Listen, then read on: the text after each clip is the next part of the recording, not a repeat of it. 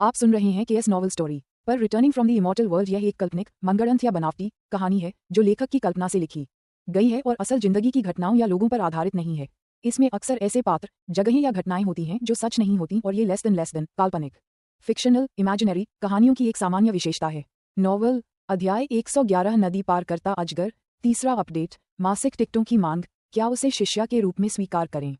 मु किंगपिंग को अचानक तांग शियू के इरादे समझ आ गए। हालांकि वह अमरता प्राप्त करने की कला के बारे में कुछ नहीं जानती थी और उसे ये भी नहीं पता था कि इससे उसकी बेटी को नुकसान होगा या नहीं, इसलिए उसने आसानी से सहमति देने की हिम्मत नहीं की। तांग शियू ने मानो मु किंगपिंग के मन की बात पढ़ ली और धीरे से बोली, मैं आपकी चिंताओं को समझती हूँ, चिंता न करें। आपकी बेटी साधना के लिए ही जन्मी है। मैंने उसकी शारीरिक संरचना में बदलाव करके उसके शरीर में मौजूद शीत ऊर्जा को अस्थायी रूप से दबा दिया है। इसे पूरी तरह से दूर करने के लिए उसे अमर कलाओं का अभ्यास करना होगा। एक बार जब वह इसमें कुछ हासिल कर लेगी तो वह शीत ऊर्जा न केवल उसे नुकसान पहुंचाना बंद कर देगी बल्कि उसके लिए बहुत लाभकारी भी साबित होगी। मैं सहमत हूँ। मु किंगपिंग ने तुरंत सहमति में सिर हिलाया। उसके दिल में उसकी बेटी दुनिया की सबसे अहम चीज थी। जब तक उसकी बेटी सुरक्षित और स्वस्थ रह सकती थी वह इसके लिए हर संभव प्रयास करने को तैयार थी। तांग शियू मुस्कुराई और बोली, सच कहूं तो मैं आपकी बहुत प्रशंसा करती हूँ। आपसे मुझे एक बार फिर मातृत्व प्रेम की महानता का एहसास हुआ। दरअसल मैं भी एक ही माता पिता वाले परिवार में पली बड़ी हूँ और अपनी माँ पर निर्भर रही हूँ। चिंता मत करो, आज आपने जो फैसला लिया है उससे आपको खुशी होगी। मु किंगपिंग ने उलझन में पूछा, ये प्रशिक्षुता समारोह? तांग शियू ने कहा, शिष्यत्व समारोह बहुत सरल है, प्रणाम करना और चाय पेश करना। बोलते हुए उन्होंने गु यिन की ओर देखा और मुस्कुराते हुए पूछा, क्या तुम मुझे अपना गुरु स्वीकार करोगे? मेरे साथ अमर विद्या का अभ्यास करोगे? ध्यान से सोचो, एक बार जब तुम मेरे शिष्य बन जाओगे तो तुम मेरे निजी शिष्य तांग शियू के शिष्य बन जाओगे। अमर विद्या का सफर लंबा है, सिर्फ 100 साल का नहीं। हर शक्तिशाली अमर विद्या के साधक का जीवनकाल कम से कम कई हजार साल होता है और कभी कभी तो करोड़ों साल भी। साधना का यह मार्ग अनगिनत कठिनाइयों और बाधाओं से भरा है। गु यिन ने आश्चर्य से पूछा, क्या अमर साधक इतने लंबे समय तक जीवित रह सकते हैं? तांग शियू मुस्कुराया और बोला, बिल्कुल। जब तक उनकी असमय मृत्यु न हो जाए तब तक करोड़ों वर्षों तक जीना संभव है। गु यिन ने फिर पूछा, क्या मेरी माँ भी अमरता की साधना कर सकती है? तांग शियू ने मु किंगपिंग की ओर देखा और सिर हिलाते हुए कहा, स्वाभाविक रूप से। हालांकि उसकी उम्र साधना के सर्वोत्तम समय को पार कर चुकी है, इसलिए उसकी भविष्य की उपलब्धियां बहुत अधिक नहीं होंगी। यहाँ तक कि आपकी और मेरी मदद से भी वह अधिक से अधिक अमरलोक में प्रवेश कर पाएगी और एक साधारण अमर बन पाएगी। गु यिन ने भारी मन से सिर हिलाया, फिर तांग शियू के सामने घुटने टेककर 3 बार आदरपूर्वक प्रणाम किया और फिर मेज पर रखी चाय की प्याली को बिना एक बूंद भी गिराए उठाया और कहा, गुरुजी, कृपया चाय पीजिए। तांग शियू ने संतुष्टि के साथ चाय ली और पूरी पी ली। वह गु यिन को केवल नामात्र की शिष्या नहीं बल्कि प्रत्यक्ष शिष्या के रूप में व्यक्तिगत प्रशिक्षण के लिए ले रहा था। आखिरकार उसके दोहरी शिरा वाले हिम फीनिक्स पवित्र शरीर के साथ यदि उसे उचित पोषण दिया जाए तो वह अरबों अमर प्राणियों के शिखर पर विराजमान अमरलोक में एक महान सम्राट बन सकती थी। सबसे महत्वपूर्ण बात यह है कि जब वह बदला लेने के लिए अमरलोक में लौटेगा तो उसके साथ एक सक्षम सहायक होगा। कई लोगों के लग जाने पर भारी काम भी हल्का हो जाता है। यही सबसे सरल सत्य था, लेकिन वह शिष्य बनाने और अपनी शक्ति बढ़ाने से घृणा करता था। इसी कारण उसके पुराने मित्र आसानी से उसके विरुद्ध हो गए और उसे जान से मारने की कोशिश करने लगे, जिससे उसकी विपत्ति विफल हो गई। यदि इन सबके बीच उसकी आत्मा की चेतना वापस न लौटी होती तो संभवतः वह बिखरकर नष्ट हो गया होता। मु किंगपिंग को साधना की चिंता नहीं थी बल्कि उन्हें अपनी बेटी के भविष्य की चिंता थी। इसलिए जब तांग शियू ने अपनी चाय समाप्त कर ली और उनकी बेटी को शिष्य के रूप में स्वीकार कर लिया तो उन्होंने पूछा, दिव्य गुरु तांग, क्या आप हमारे भविष्य का प्रबंध करेंगे? तांग शियू इस विला क्षेत्र की ओर जाते समय इस प्रश्न के बारे में सोच रहा था और उसके मन में एक विचार आ गया था, इसलिए उसने धीरे से पूछा, आपकी पिछली नौकरी किस प्रकार की थी? मु किंगपिंग ने कहा, विदेशी कंपनी में प्रशासनिक प्रबंधन। तांग शियू ने कहा, मैं चाहती हूँ कि तुम मेरी नौकरानी बनो। क्या तुम तैयार हो? हाउसकीपर। मु किंगपिंग दंगम हो गई। उसे उम्मीद नहीं थी कि तांग शियू उसके लिए ऐसी नौकरी का इंतजाम करेगी। खुद को संभालते हुए उसने कड़वी मुस्कान के साथ कहा, मुझे सच में नहीं पता कि एक गृहस्वामी का काम क्या होता है। तांग शियू ने कहा, 2 विकल्प हैं। पहला, मैं तुम्हें विदेश में गृहकार्य प्रशिक्षण संस्थान में भेज दूं जहां तुम कुछ समय के लिए पढ़ाई करोगी। दूसरा, मैं तुम्हें व्यक्तिगत प्रशिक्षण देने के लिए उच्च लागत पर पेशेवर कर्मचारियों को नियुक्त कर दूंगी। तुम कौन सा विकल्प चुनोगी? मु किंगपिंग ने अपनी बेटी की ओर देखा और फुसफुसाते हुए कहा, क्या मैं दूसरा विकल्प चुन सकती हूँ? क्योंकि मुझे यिन यिन को भी साथ ले जाना है और बच्चे के साथ विदेश में पढ़ाई करना बहुत सुविधाजनक नहीं है। कोई बात नहीं। तांग शियू ने अपना फोन निकाला, मियाओ वेंटान का नंबर डायल किया और उनसे विदेश से 2 पेशेवर हाउसकीपिंग प्रशिक्षकों को नियुक्त करने में मदद करने का अनुरोध किया। कीमत पता चलने पर उन्हें पता चला कि यह बिल्कुल भी सस्ता नहीं था। 2 महीने के प्रशिक्षण की लागत पूरे 3 मिलियन RMB होगी। अपना फोन रखते हुए तांग शियू ने कहा, मैंने पहले ही किसी को उनसे संपर्क करने के लिए कह दिया है और वे जल्द ही पहुंच जाएंगे। वैसे मैं जिंगमेन द्वीप का निवासी नहीं हूं, इसलिए आपको मेरे साथ स्टार सिटी में रहना होगा। हम आज रात आराम करेंगे और कल स्टार सिटी लौट जाएंगे। मु किंगपिंग ने सिर हिलाकर कहा, जैसा आप आदेश दें। तांग शियू ने निर्देश दिया। गृहकार्य प्रशिक्षण के दौरान आपको लगन से पढ़ाई करनी होगी। प्रशिक्षण के बाद मैं आशा करता हूं कि आप गुयिन को प्रशांत महासागर में अपने साथ रहने के लिए ले जाएंगे। मैंने वहां दर्जनों वर्ग किलोमीटर का एक निजी द्वीप खरीदा है। उस समय मैं बड़ी संख्या में नौकरों को नियुक्त करूंगा। एक निजी द्वीप, दर्जनों वर्ग किलोमीटर। तांग शियू की बातों से मु किंगपिंग स्तब्ध रह गई। अब जाकर उसे एहसास हुआ कि वह तांग शियू की पहचान या पृष्ठभूमि के बारे में बिल्कुल भी नहीं जानती थी। हे दिव्य चिकित्सक तांग, यदि आप यिन यिन और मुझे उस द्वीप पर रहने की अनुमति देते हैं तो यिन यिन की शिक्षा का क्या होगा? क्या वह एकांत जीवन नहीं जिएगी? मु किंगपिंग ने पूछा। तांग शियू ने कहा, साधकों का एकांतवास करना सामान्य बात है, लेकिन यह एक नया युग है और मैं अत्यधिक रूढ़िवादी नहीं बनूंगा। यिन यिन की शिक्षा के लिए मैं विश्व के शीर्ष पेशेवर प्रोफेसरों को नियुक्त करूंगा जो उसे पढ़ाएंगे और शिक्षण दल में कम से कम 10 लोग होंगे। इसके अलावा मैं उसे हर साल 2 महीने के लिए बाहर यात्रा करने और बाहरी दुनिया का अनुभव प्राप्त करने की अनुमति दे सकता हूँ। मु किंगपिंग हिचकिचाई, क्या ये कुछ ज्यादा ही नहीं हो जाएगा? सिर्फ यिन यिन जैसी एक बच्ची के लिए इतना हंगामा करना। तांग शियू ने कहा, मेरी योजनाएं हैं, आपको और कुछ कहने की जरूरत नहीं है। उसके बाद तांग शियू ने मु किंगपिंग को दिव्य साधना की एक तकनीक सिखाई और कुछ सुझाव दिए, फिर उसे विश्राम करने के लिए अतिथि कक्ष में भेज दिया। चूंकि उन्होंने गुयिन को पहले ही शिष्या के रूप में स्वीकार कर लिया था, इसलिए उन्हें उसके लिए एक उच्च स्तरीय दिव्य साधना तकनीक तैयार करनी पड़ी। संयोगवश उन्होंने एक बार अमरलोक में उच्च स्तरीय दिव्य कलाओं का एक समूह प्राप्त किया था जो गुयिन की साधना के लिए बहुत उपयुक्त था। 9 हेवंस गोल्ड फीनिक्स आर्ट। ये साधना तकनीक एक उच्च कोटि की कला थी जो अमरलोक में लाखों वर्षों से प्रचलित थी। इस तकनीक को प्राप्त करने वाला प्रत्येक गुरु, जब तक कि उसकी असमय मृत्यु न हो जाए, अंततः अमरलोक में एक महत्वपूर्ण शक्ति बन जाता था। तांग शियू की वर्तमान साधना का स्तर इतना नहीं था कि वह सीधे गुयिन के मन में साधना विधि का संचार कर सके, न ही वह Z पर्चियों को परिष्कृत कर सकता था। वह उसे केवल चरण दर चरण, शुरुआत से ही सिखा सकता था। उदाहरण के लिए, मानव शरीर में एक्यूपंक्चर बिंदु, मेरिडियन, डांटियन और चेतना सागर की पहचान करना। तांग शियू को इस बात से संतोष हुआ कि गुयिन असाधारण रूप से बुद्धिमान थी और बहुत जल्दी सीख जाती थी। 2 घंटे बाद ही उसने सभी मूलभूत अवधारणाओं में महारत हासिल कर ली थी। अब मैं तुम्हें 9 स्वर्गशीत फीनिक्स कला की साधना तकनीक सिखाऊंगा। तुम्हें याद रखना होगा कि यह तकनीक असाधारण है। मेरी अनुमति के बिना तुम्हें इसे कभी भी किसी को निजी तौर पर नहीं सिखाना है, यहाँ तक कि अपनी माँ को भी नहीं, तांग शियू ने चेतावनी दी। समझा। गुयिन ने आज्ञाकारी भाव से सिर हिलाया। रात के 2:30 बजे तांग शियू ने आखिरकार गुयिन को संपूर्ण 9 स्वर्गशीत फीनिक्स कला सिखाना समाप्त कर दिया और उसे ची ऊर्जा का अनुभव करने का प्रयास करने को कहा। हालांकि पहला प्रयास असफल रहा। तांग शियू समझ गई कि यह सामान्य बात है। एक साधारण व्यक्ति को ची को महसूस करने और नियंत्रित करने में कई महीने लग जाते हैं। ये तो असाधारण प्रतिभा वाले लोगों के लिए था। यदि किसी की योग्यता औसत हो तो इसमें 1 वर्ष या उससे भी अधिक समय लग सकता है। ठीक है, जाओ आराम करो। तांग शियू ने गुयिन के छोटे से सिर पर थपथपाया और मुस्कुराते हुए कहा, गुरुजी, शुभ रात्रि। 2 साल से अधिक समय तक बीमारी से जूझने के कारण गुयिन का व्यक्तित्व अपने हम उम्र बच्चों की तुलना में कहीं अधिक परिपक्व हो गया था। हालांकि इस साल वह केवल 9 साल की थी, फिर भी वह 13 या 14 साल के बच्चों से कहीं अधिक समझदार थी। जिंगमेन द्वीप, सम्राट मनोरंजन क्लब। भव्य ढंग से सजाए गए एक विशाल निजी कमरे में ओयांग लुलू गुस्से से भरे खूबसूरत चेहरे के साथ बियर गटक रही थी। उसके बगल में उसकी सबसे अच्छी दोस्त हुआंग डो डो बैठी थी। ये लड़की लगभग ओयांग लुलू की ही उम्र की थी और देखने में बेहद नाजुक और सुंदर थी। लुलू कम पियो। हुआंग डोडो एक सभ्य युवती की तरह व्यवहार करती थी। सोफे पर बैठी हुई भी वह गरिमापूर्ण और सदाचारी प्रतीत होती थी।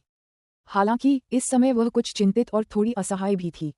ओयांग लुलू ने एक बड़ा गिलास बियर गटक लिया, फिर डकार ली और गुस्से से बोली, डोडो, मैं बहुत परेशान हूँ, बहुत ज्यादा परेशान। वह तांग शियू मुझे किस तरह का इंसान समझता है? उसने मेरे इलाके पर कब्जा कर लिया और फिर मुझे बाहर निकाल दिया। क्या तुमने कभी इतना बेशर्म इंसान देखा है? हुआंग डोडो मुस्कुराई और बोली, मैंने सचमुच इतना कठोर दिल इंसान कभी नहीं देखा। लेकिन मुझे लगता है कि यह आदमी बहुत दिलचस्प है। सोचो जरा, तुम इतनी आकर्षक और सुंदर हो, फिर भी उसने तुम्हारी खूबसूरती को नज़रअंदाज कर दिया और तुम्हें बाहर निकाल दिया। मुझे लगा था कि इस तरह के दुर्लभ पुरुष अब विलुप्त हो चुके हैं। अगर भविष्य में कभी मौका मिले तो मुझे उससे जरूर मिलवाना। अपनी बहन का परिचय कराओ। ओयांग लुलू ने बेहद अशोभनीय तरीके से अपशब्द कहे। हुआंग डोडो ओयांग लुलू के स्वभाव को समझती थी, इसलिए उसे गुस्सा नहीं आया। इसके बजाय उसने मुस्कुराते हुए उसके कंधे पर हाथ रखा और कहा, चलो मेरे घर चलते हैं। पिछले महीने ही मेरे जन्मदिन पर मेरे पिताजी ने मुझे अपना नया मरम्मत किया हुआ विला उपहार में दिया है। मुझे नहीं लगता कि तुम अभी तक वहां गई हो। डोडो, तुम मेरे लिए अब भी सबसे अच्छे हो। ओयांग लुलू का मिजाज पल भर में बदल गया। एक पल पहले वह गुस्से से भरी हुई थी, अगले ही पल वह खिलखिलाकर हंसने लगी, मानो फूल की तरह मुस्कुरा रही हो। उसने हुआंग डोडो को गले लगाया, उसके प्यारे से चेहरे को प्यार से चूमा, फिर झट से उठकर अपना बैग उठाया और कमरे के दरवाजे से बाहर भाग गई। जैसे ही ओयांग लुलू निजी कमरे के दरवाजे से बाहर निकली, वह एक मजबूत सीने से जा टकराई। इस झटके से वह कई कदम पीछे लड़खड़ा गई और लगभग फर्श पर गिरते गिरते बची। अध्याय 112 संघर्ष, चौथा अपडेट। कृपया वोट करें। ओयांग लुलू ने अपना सिर खुजलाया, क्योंकि वह दूसरे व्यक्ति का चेहरा ठीक से नहीं देख पा रही थी, और गुस्से से चिल्लाई, क्या तुम अंधे हो? तुमने मुझे बहुत चोट पहुंचाई है। जिस व्यक्ति से उसकी टक्कर हुई वह एक मुंडा हुआ सिर और बाहों पर टैटू वाला युवक था। उसकी पीठ चौड़ी और शरीर गठीला था, जो उसे काफी खूंखार दिखा रहा था, खासकर उसके गले में पड़ी मोटी सोने की चेन जो रोशनी में चमक रही थी। उसके मुंह के कोने में एक सिगरेट लटक रही थी और उसकी भौहें तनी हुई थीं, जिससे साफ पता चल रहा था कि वह खराब मूड में है। ओयांग लुलू की गुस्से भरी गालियां सुनकर हटे कट्टे युवक ने घूरकर देखा, फिर तेजी से आगे बढ़कर ओयांग लुलू के माथे पर लात मारी, जिससे वह जमीन पर गिर पड़ी। उसने अपनी झुंझलाहट निकालते हुए उसकी कमर पर भी कई बार लात मारी और गाली देते हुए कहा, अरे कुतिया, बिना देखे इधर उधर घूमती हो और मुझे दोष देने की हिम्मत करती हो। अगर तुमने और गंदी बातें की तो मैं तुम्हारा मुंह सिल दूंगा। हुआंग डोडो अपना बैग लेकर निजी कमरे से बाहर निकली और तभी उसने देखा कि ओयांग लुलू को लात मारी जा रही है। उसका चेहरा एकदम बदल गया और वह तुरंत ओयांग लुलू के पास दौड़ी, उसे अपनी बाहों में भरकर ढाल बनाते हुए उस हटे कट्टे युवक को घूरते हुए बोली, तुम कौन हो? एक लड़की को क्यों मार रहे हो? उस हटे कट्टे युवक ने अभी अभी ओयांग लुलू को ठीक से नहीं देखा था, लेकिन उसने हुआंग डोडो का सुंदर चेहरा जरूर देख लिया था। उसका चेहरा तुरंत बदल गया और उसका ज्यादातर गुस्सा शांत हो गया। उसने अपना हाथ अपनी ठुड्डी पर फेरा, यहाँ तक कि शरारती अंदाज में हंसते हुए कहा, ये सच है कि मैं गलत था। मुझे किसी लड़की को लात नहीं मारनी चाहिए थी। मुझे उसे अपनी ताकत दिखाने के लिए दूसरे तरीके अपनाने चाहिए थे। क्या तुम बहनें हो? क्या तुम मेरी ताकत का अनुभव दूसरे तरीकों से करना चाहती हो? तुम तो बिल्कुल बेशर्म हो। हुआंग डोडो ने गुस्से से शाप दिया। उस हटे कट्टे युवक ने हंसते हुए कहा, एक बार जब हम बिस्तर पर पहुंच जाएंगे तो मैं तुम्हें दिखाऊंगा कि मैं कितना और बेशर्म हो सकता हूं। इतना कहकर उसने हुआंग डोडो को पकड़ने के लिए हाथ बढ़ाया। हुआंग डोडो एक तरफ हट गई और ओयांग लुलू को जमीन से उठा लिया। कुछ कदम पीछे हटकर उसने जोर से चिल्लाते हुए कहा, अरे बदबूदार कमीने, दफा हो जाओ। ओयांग लुलू पहले तो पिटाई से स्तब्ध रह गई, लेकिन अब उसे होश आ गया था। उसकी निगाहें उस हटे कट्टे युवक पर टिकी थीं और वह जोर से चिल्लाए, उसे जाने मत दो। पूरे जिंगमेन द्वीप में मेरे पिता के अलावा किसी की हिम्मत नहीं होती मुझे मारने की। आखिरकार उस हटे कट्टे युवक को ओयांग लुलू का चेहरा साफ दिखाई दिया। उसका चेहरा भावहीन हो गया और उसकी आंखों में प्रशंसा की एक झलक दिखी। उसे कुछ हद तक अफसोस हुआ कि उसने इतनी खूबसूरत लड़की पर तीर चलाया, लेकिन तीर चल जाने के बाद पीछे हटना नामुमकिन था, इसलिए उसने खुद को संभाला, घमंडी चेहरा बनाया और ताना मारते हुए कहा, वाह, कमाल है, तुम्हारी जबान बहुत चलती है। जिंगमेन द्वीप की तो बात ही छोड़ो, मोदू या दिदू में भी कोई मुझसे इस तरह बात करने की हिम्मत नहीं करता। ओयांग लुलू ने अपने शरीर के उन हिस्सों को रगड़ा जहां लातों से अभी भी दर्द हो रहा था। उस हटे कट्टे युवक को घूरते हुए गुस्से से हंसते हुए बोली, अच्छा अच्छा, तुम मुझसे भी ज्यादा घमंडी हो। अगर हिम्मत है तो बस मेरा इंतजार करो। अगर मैंने तुम्हें यहाँ से रेंगते हुए बाहर नहीं निकाला तो मैं तुम्हारा उपनाम ही ले लूंगी। बोलने के बाद उसने तुरंत अपना फोन निकाला। जब उसने एक परिचित नंबर डायल किया तो उसकी आंखों में एक अजीब सी चमक आई और उसने तुरंत फोन काट दिया। इसके बजाय उसने तांग शियू का फोन नंबर ढूंढा जिसकी उसने छानबीन की थी और सीधे उसे डायल कर दिया। कौन है भाई? फोन से एक भारी आवाज आई। ओयांग लुलू ने जोर से कहा, तांग शियू, तुम मेरे घर में रह रहे हो, क्या तुम पर मेरा कोई एहसान नहीं है? मेरे पास कहीं जाने की जगह नहीं थी, इसलिए मैं सम्राट मनोरंजन क्लब में गाने गई और मेरी पिटाई हो गई। क्या तुम मेरी मदद करोगे या नहीं? अगर तुम्हारी पिटाई हुई है तो अपने पिताजी को ढूंढो। तांग शियू कुछ पल चुप रहा, फिर बुदबुदाया, क्या कहा आपने? ओयांग लुलू की आवाज कुछ सब तक ऊपर उठ गई। तांग शियू ने बेबसी से कहा, रुको, मैं जितनी जल्दी हो सके वहां पहुंच जाऊंगी। सावधान रहना, सुरक्षित रहना। फोन की डायल टोन सुनते ही ओयांग लुलू के चेहरे पर तुरंत आत्मसंतुष्टि की झलक दिखाई दी। वह तांग शियू के साथ ठोस संबंध स्थापित करने को लेकर चिंतित थी और अब यह अवसर उसके सामने था। वह जानती थी कि तांग शियू एक साधक है और बहुत शक्तिशाली होगी, इसलिए कुछ क्षण संकोच करने के बाद उसने अपने अधीनस्थों को लोगों को बुलाने के लिए नहीं कहा। आप तो काफी काबिल हैं। मदद मांगने के लिए भी आपको रिवर्स साइकोलॉजी का इस्तेमाल करना पड़ता है। उस हटे कट्टे युवक ने ओयांग लुलू को तिरस्कारपूर्ण भाव से देखा जब उसने अपनी फोन कॉल समाप्त की और फिर उसने उपहासपूर्ण ढंग से बात की। ओयांग लुलू ने उस हटे कट्टे युवक को गुस्से से घूरा और फिर हुआंग डोडो को खींचकर निजी कमरे में ले गई। उसी समय उसने एम्परर एंटरटेनमेंट क्लब के महाप्रबंधक को फोन किया। उसने संक्षेप में पूरी घटना बताई और फिर फोन काट दिया। अगर आप में हिम्मत है तो अंदर आइए और इंतजार कीजिए। निजी कमरे में प्रवेश करने के बाद ओयांग लुलू जोर से चिल्लाना नहीं भूली। हटे कट्टे नौजवान ने आंखें घुमाईं, अपने साथियों को फोन करने के लिए फोन निकाला और फिर निजी कमरे में दाखिल हो गया। उसने निजी कमरे के माहौल का जायजा लिया, फिर अकड़ते हुए सोफे पर बैठ गया, पैर मुड़े हुए सिगरेट पीते हुए हंसते हुए बोला, लगता है तुम काफी अमीर हो, इतने आलीशान निजी कमरे में पैसे खर्च कर रहे हो। लेकिन मुझे तुम्हें बताना होगा, अगर तुम इतनी कम उम्र में अपने परिवार पर मुसीबत नहीं लाना चाहते तो बेहतर होगा कि तुम मुझसे माफी मांग लो और फिर आराम से एक रात मेरी सेवा करो। ओयांग लुलू ने गुस्से से कहा, सपने देखते रहो। उस हटे कट्टे नौजवान ने विजयी भाव से कहा, अभी तो तुम मुंहफट लग रहे हो, लेकिन जब मैं तुम्हारे साथियों को बुरी तरह पीट दूंगा तो तुम्हारा मुंहफटपन टूट जाएगा। हा हा हा। हुआंग डोडो ने ओयांग लुलू की आस्तीन को धीरे से खींचते हुए फुसफुसाया, यह आदमी बहुत घमंडी है, लगता है इसका कोई पुराना धंधा है। क्या तांग शियू भरोसेमंद है या मुझे अपने पिताजी को बुलाना चाहिए? ओयांग लुलू ने एक पल सोचा, फिर अपना सिर हिलाकर कहा, कोई बात नहीं, मैं अपने भाई को एक और संदेश भेज दूंगी। क्या चल रहा है? इसी क्षण बाहर से 1 दर्जन से अधिक हटे कट्टे आदमी निजी कमरे में घुस आए। उनके आगे सूट और सोने के फ्रेम वाले चश्मे पहने एक अधेड़ उम्र का आदमी था। निजी कमरे की स्थिति पर एक नज़र डालने के बाद उसने जोर से चिल्लाते हुए पूछा। उस हटे कट्टे युवक ने आंखें घुमाई और गाली देते हुए कहा, तुम हो कौन? दफा हो जाओ। अधेड़ उम्र के उस व्यक्ति ने हटे कट्टे युवक को ठंडी निगाहों से देखा, फिर उसका चेहरा बदल गया। उसके चेहरे पर चिंता और गहरी माफी का भाव झलक रहा था। उसने पूछा, सुश्री ओयांग, क्या आप ठीक हैं? ये सब हमारी सुरक्षा व्यवस्था में हुई खामी के कारण हुआ है। हम आशा करते हैं कि आप हमें क्षमा कर देंगी।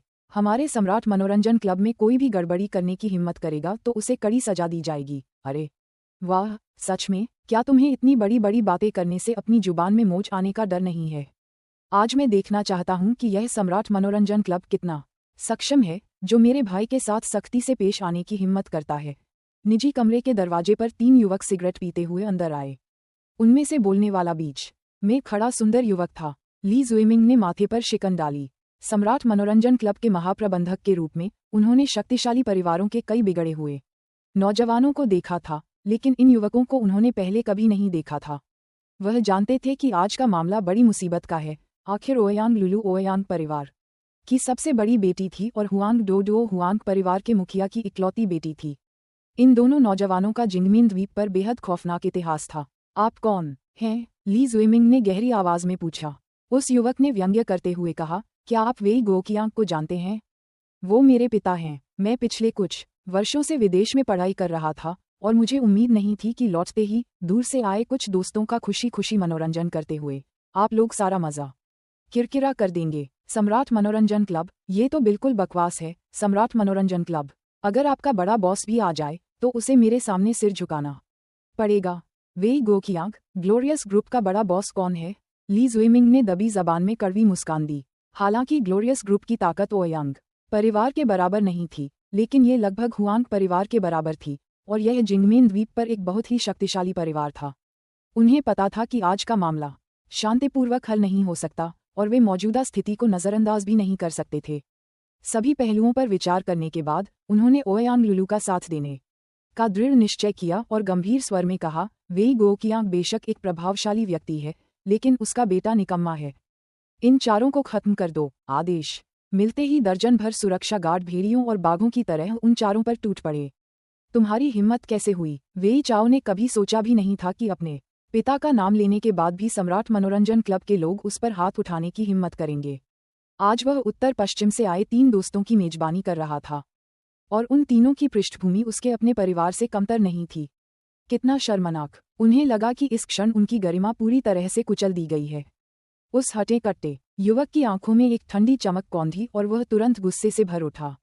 उसके विशाल मुंह के मानो रेत की बोरियों जैसे हों उसकी ओर दौड़े सुरक्षाकर्मियों पर जोरदार प्रहार करने लगे। उसकी गति अत्यंत तीव्र थी और उसके वार फुर्तीले थे। उसने एक सुरक्षाकर्मी के पकड़ने के प्रयास को आसानी से चकमा दिया और उसके माथे पर एक घूंसा मारा। अन्य 2 युवक भी निष्क्रिय नहीं थे। वे देखने में साधारण लगते थे, लेकिन उनके युद्ध कौशल अत्यंत प्रभावशाली थे। वे तभी प्रहार करते थे जब आवश्यक होता था, और जब वे प्रहार करते थे तो उनके वार निर्मम और बेरहम होते थे। Bang bang bang! महज आधे मिनट में 3 हटे कट्टे युवकों ने 1 दर्जन से अधिक हटे कट्टे सुरक्षा गार्डों को नीचे गिरा दिया। उस हटे कट्टे युवक ने एक सुरक्षा गार्ड के सिर पर पैर रखा, ली जुएमिंग की और देखा और गुस्से से बोला, बचपन से ही बहुत कम लोगों ने मुझ पर हाथ उठाने की हिम्मत की है। तुममें बहुत हिम्मत है और तुम्हारा एम्परर एंटरटेनमेंट क्लब भी बढ़िया है। मैं तुम्हें यकीन दिलाता हूं कि आज का मामला खत्म होते ही तुम मेरे सामने घुटने टेककर मुझसे भीख मांगोगे कि मैं तुम्हारी टांगें तोड़ दूं और तुम्हारा मुंह सिल दूं। ओयांग लुलू और हुआंग डोडो अपने सामने के दृश्य से बिल्कुल भी भयभीत नहीं हुई। हालांकि वे तीनों हटे कट्टे युवकों की युद्ध क्षमता देखकर चकित थीं, लेकिन दोनों लड़कियां प्रतिष्ठित परिवारों से थीं और उन्होंने कई भव्य समारोह देखे थे। तुम्हारे पास घमंड करने की पूरी क्षमता है, लेकिन तुम 1 दर्जन को तो हरा सकते हो, 100 का क्या, 1000 का क्या? मैं सच में देखना चाहता हूं कि जब तुम पर हमला करने वाले कई लोग हों, तब तुम कैसा शानदार प्रदर्शन करते हो। ओयांग लुलू ने ताली बजाई, उसकी आंखों में तिरस्कार का भाव था। हटे कट्टे युवक ने जोर से हंसते हुए कहा, तुम एक अच्छी लड़की हो, जोशीली और आकर्षक। अगर हिम्मत है तो 100,000 लड़कों को बुला लो, मैं आज उन सबको पटा लूंगा। याद रखना, मेरा नाम वांग हू है, उत्तर पश्चिम का वांग हू। कहीं ऐसा न हो कि हम एक जोशीली रात बिता लें और फिर भी मेरा नाम न जान पाओ। ओयांग लुलू कुछ पल चुप रही, फिर हटे कट्टे युवक वांग हू के सामने उसने अपना फोन निकाला, एक नंबर डायल किया और पूछा, पुराने सहपाठी, क्या तुमने उत्तर पश्चिम के वांग हू के बारे में सुना है? वह बहुत बड़ा और बेहद घमंडी आदमी है। उसके बारे में सुना है, कोई खास आदमी नहीं। फोन से चू यी की नींद भरी आवाज आए। ओयांग लुलू ने कहा, मैं समझ गई। अध्याय 113, झगड़ा शुरू। 5वां अपडेट, मासिक टिकटों की मांग। ओयांग लुलू ने भावहीनता से फोन काट दिया, वांग हू की ओर देखा और कहा, आप वाकई उत्तर पश्चिम में मशहूर हैं।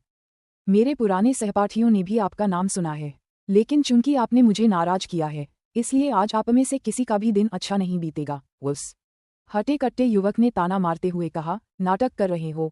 ओयांग लुलू ने आगे कुछ नहीं कहा। इसके बजाय उसने अपनी बाहें मोड़ी, सोफे पर पीछे की ओर झुकी और उस हटे कट्टे युवक और उसके साथियों को ठंडेपन से देखने लगी। तीनों युवकों की ताकत देखकर उसे थोड़ी चिंता हुई। वह सोच रही थी कि अगर तांग शियू आ गया तो क्या वह उनसे निपट पाएगा। कृषक तो सभी बहुत शक्तिशाली होने चाहिए, है ना? ओयांग लुलू मन ही मन विचार कर रही थी। हटे कट्टे युवक ने वेई चाओ की ओर हाथ हिलाते हुए हल्की मुस्कान के साथ कहा, युवा स्वामी वेई, लगता है आप जिंगमेन द्वीप से बहुत दिनों से दूर रहे हैं। यहाँ के लोग आपका नाम ही भूल गए हैं और आपका वेई परिवार भी कुछ खास प्रभावशाली नहीं लगता, है ना? इस मनोरंजन क्लब के लोग तो आपके पिता को सम्मान तक नहीं देते।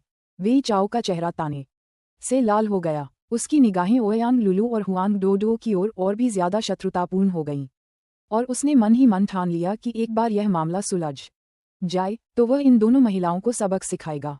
20 मिनट बाद तांग शियू निजी कमरे के बाहर दिखाई दिया। जैसे ही वह अंदर दाखिल हुआ, उसकी भौहें तन गईं। सुरक्षाकर्मी जमीन पर लौट रहे थे, और उनमें से एक को तो वह हट्टा कट्टा युवक कुचल भी रहा था। उसका चेहरा एकदम ठंडा था जब उसने ओयांग लुलू की ओर देखा और पूछा, क्या तुम ठीक हो? ओयांग लुलू की आंखें चमक उठीं और वह तुरंत सोफे से कूद गई। चारों युवकों की ओर इशारा करते हुए बोली, मैं ठीक हूँ, लेकिन वे गुंडे थे और बहुत घमंडी थे। वे चाहते थे कि हम। तांग शियू की आंखें ठंडी पड़ गईं। ये स्पष्ट था कि ओयांग लुलू आज रात शराब पीने के लिए बाहर आई थी, क्योंकि उसने उसके विला पर कब्जा कर लिया था। हालांकि वह कह रही थी कि वह ठीक है, लेकिन उसका माथा लाल था और उसके शरीर पर कई पैरों के निशान थे, जो ये संकेत दे रहे थे कि उसे पीटा गया था। उसे किसने मारा? वह हट्टा कट्टा युवक उठने ही वाला था कि तभी एक दूसरा युवक तिरस्कारपूर्ण भाव से उठा और तांग शियू के सामने आकर व्यंग्य करते हुए बोला, क्या एक सुंदरी को बचाने के लिए हीरो बनने की कोशिश कर रहे हो? और तुम अकेले आए हो? टकराना? तांग शियू ने बिजली की गति से लात मारी और सीधा युवक की छाती पर प्रहार किया।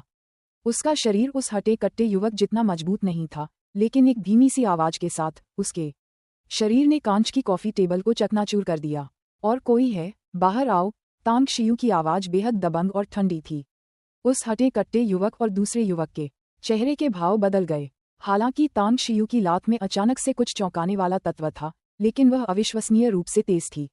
भले ही वे तांग शियू को देख रहे थे, फिर भी उन्हें लात साफ दिखाई नहीं दी। एक उस्ताद। दोनों ने एक दूसरे को सिर हिलाकर सहमति दी।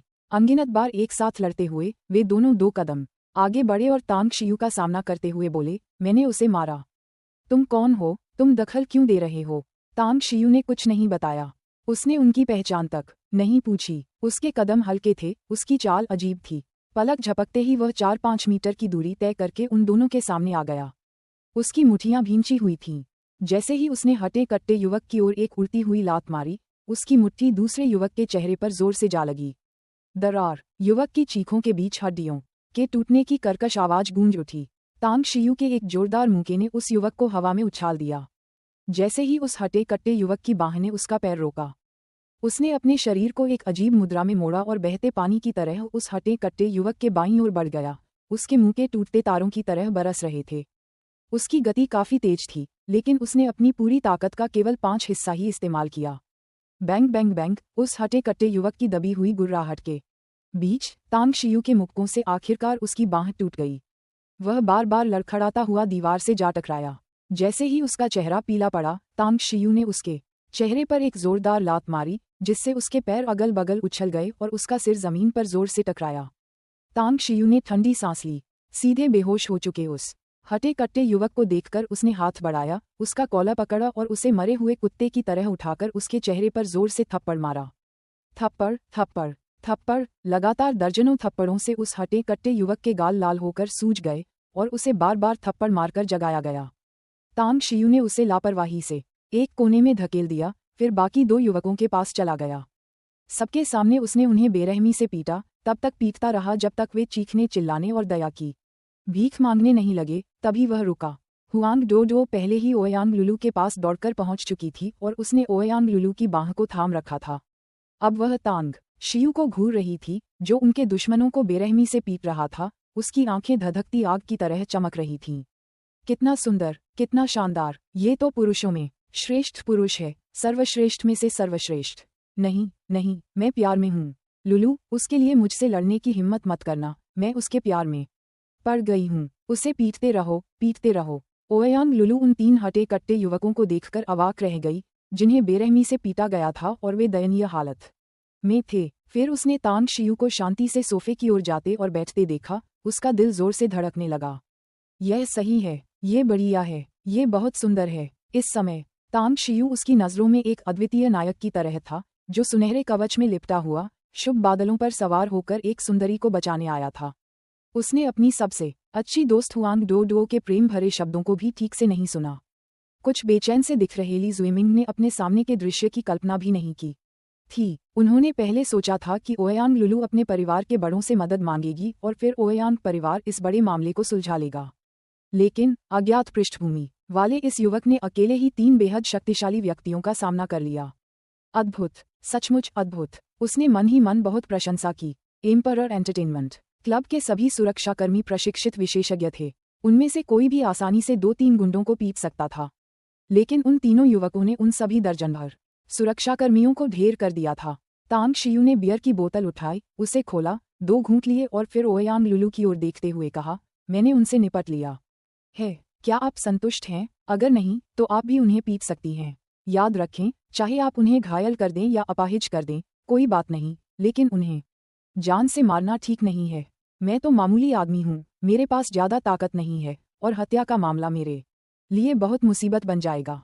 बेशक आपका ओयांग परिवार एक बड़ा व्यापारी है और ज़्यादा ताकतवर है, इसलिए अगर आप जिम्मेदारी लेने को तैयार हैं तो आप उन्हें सीधे मार सकती हैं। ओयांग लुलू ने घबराकर निगल लिया। उसकी स्तब्ध दृष्टि तब कुछ स्पष्ट हुई जब उसने तीनों हटे कट्टे युवकों को उठने के लिए संघर्ष करते देखा, बार बार कोशिश करते, बार बार असफल होते और वापस जमीन पर गिरते हुए। उसने शराब की बोतल उठाई, मुड़ी और भयभीत पीले पड़े चेहरे वाले वेई चाओ के पास गई। उसने बोतल उसके सिर पर जोर से मारी। तुम्हारे पिता वेई गोकियांग हैं, है ना? ग्लोरियस ग्रुप तुम्हारे परिवार का है ना? मैं तुम्हें सिखाऊंगी कि कैसे घमंडी होना है, कैसे अभिमानी होना है, कैसे माउंट ताई को अनदेखा करना है और कैसे इन तीनों गुंडों के साथ संबंध बनाना है। शराब की बोतल टूट गई, जिससे शराब और खून आपस में मिल गए। ओयांग लुलू ने वेई चाओ के सिर पर शराब की 6 बोतलें फोड़ दी, जिससे वह बेहोश हो गया। इसके बाद उसने कांच का एक टूटा हुआ टुकड़ा उठाया, उन हटे कट्टे युवकों के पास गई और उनके चेहरों पर 2-2 गहरे घाव कर दिए, फिर रुक गई। दिलचस्प बात यह है कि वे 2 गहरे घाव एक्स आकार के थे। टकराना। निजी कमरे में प्रवेश करने के बाद तांग शियू ने जिस दरवाजे को लापरवाही से बंद कर दिया था, उसे बाहर से लात मारकर खोल दिया गया। 30 वर्ष की आयु का एक व्यक्ति निजी कमरे में घुस आया। उसके पीछे 4 मजबूत कदमों वाले असाधारण रूप से हटे कट्टे अधेड़ उम्र के पुरुष थे। लुलू, तुम्हें चोट नहीं लगी है? ओयांग लेई दौड़कर निजी कमरे में दाखिल हुआ और ठीक उसी समय उसने देखा कि ओयांग लुलू उस हटे कट्टे युवक के चेहरे पर घाव कर रही है। उसका आखिरी शब्द, क्या तुम हो, उसके गले में अटक गया। ओयांग लुलू मुस्कुराई और बोली, भाई, मैं अब ठीक हूँ। ओयांग लेई ने निजी कमरे में हो रहे दृश्य को देखा और गंभीर स्वर में पूछा, आखिर हुआ क्या? तुमने मुझे मैसेज करके बताया था कि तुम्हारी पिटाई हुई है। तुम्हें किसने मारा? ओयांग लुलू ने उन हटे कट्टे युवकों की ओर इशारा करते हुए गुस्से से कहा, उन्होंने मुझे मारा और वे चिल्ला रहे थे कि वे चाहते हैं कि मैं और डोडो उनके साथ रात बिताएं। भाई, उन्होंने बहुत गंदी बातें भी कहीं। ओयांग लेई आगे बढ़ा। उसका इरादा उन चारों आदमियों को जगाकर फिर से पीटने का था, लेकिन उनकी दयनीय हालत देखकर उसके होंठ कुछ देर के लिए हिले और अंततः उसने उन पर हाथ नहीं उठाया। दुखी, बेहद दयनीय, वह कल्पना भी नहीं कर सकता था कि किसने इतनी क्रूरता से इन चारों को इस हालत तक पीटा होगा। अगर उन्हें पीट पीट कर जान से नहीं मारा गया तो वे शायद अधमरे तो हो ही गए होंगे, है ना? ये देखकर कि ओयांग लेई ओयांग लुलू का भाई है, तांग शियू ने तुरंत अपने हाथ में रखी शराब की बोतल नीचे रख दी और बेपरवाही से कहा, ओयांग लुलू, चूंकि तुम्हारा परिवार आ गया है, मैं पहले वापस चलता हूँ। तुमने मुझे आधी रात को बुलाया था। तुम शायद थकी हुई न हो, लेकिन मैं थका हुआ हूँ। ओयांग लुलू झट से तांग शियू के सामने खड़ी हो गई। उसका रवैया पहले से बिल्कुल अलग था और उसने मुस्कुराते हुए कहा, तुम्हारा काम हो गया, है ना? क्या मैं तुम्हारे साथ वापस चल सकती हूँ? देखो, मेरी पिटाई हुई है, इसलिए वापस जाकर थोड़ा आराम करने का यह अच्छा समय है। तांग शियू ने सिर हिलाकर कहा, तो मेरे साथ वापस चलो। ओयांग लेई अपनी बहन ओयांग लुलू और तांग शियू को खाली निगाहों से देखता रहा। वह उनकी बातचीत के विषय से स्तब्ध था। क्या हम फिर से साथ हो सकते हैं? उनका रिश्ता कैसा था? क्या वे पहले से ही साथ रह रहे थे? ओयांग लेई सिहर उठी और जल्दी से ओयांग लुलू को पुकारते हुए बोली, छोटी बहन, मूर्ख मत बनो। तुमने अभी तक यह नहीं बताया कि यहाँ क्या हुआ और यह कौन है? तुमने कहा कि तुम उसके साथ वापस जा रही हो, क्या तुम दोनों साथ रह रहे हो? ओयांग लुलू ने आंखें सिकोड़ते हुए मुस्कुराते हुए कहा, भाई, यहाँ जो कुछ हुआ वो मैं आपको बाद में बताऊंगी। संक्षेप में, बस उन्हें जगाओ और उन्हें मनोरंजन क्लब से बाहर निकालो। और हाँ, डोडो को घर छोड़ने में मेरी मदद करो। इतनी रात को अकेले उसके घर जाने से मुझे सुरक्षित महसूस नहीं हो रहा है। ओयांग लेई दहाड़ते हुए बोला, तुमने अभी तक मेरे अगले सवाल का जवाब नहीं दिया। ओयांग लुलू हंसते हुए बोली, भाई, आप गुस्सा क्यों हो रहे हैं? क्या आप नहीं चाहते थे कि मुझे जल्दी ही कोई बॉयफ्रेंड मिल जाए और मेरी शादी जल्दी हो जाए?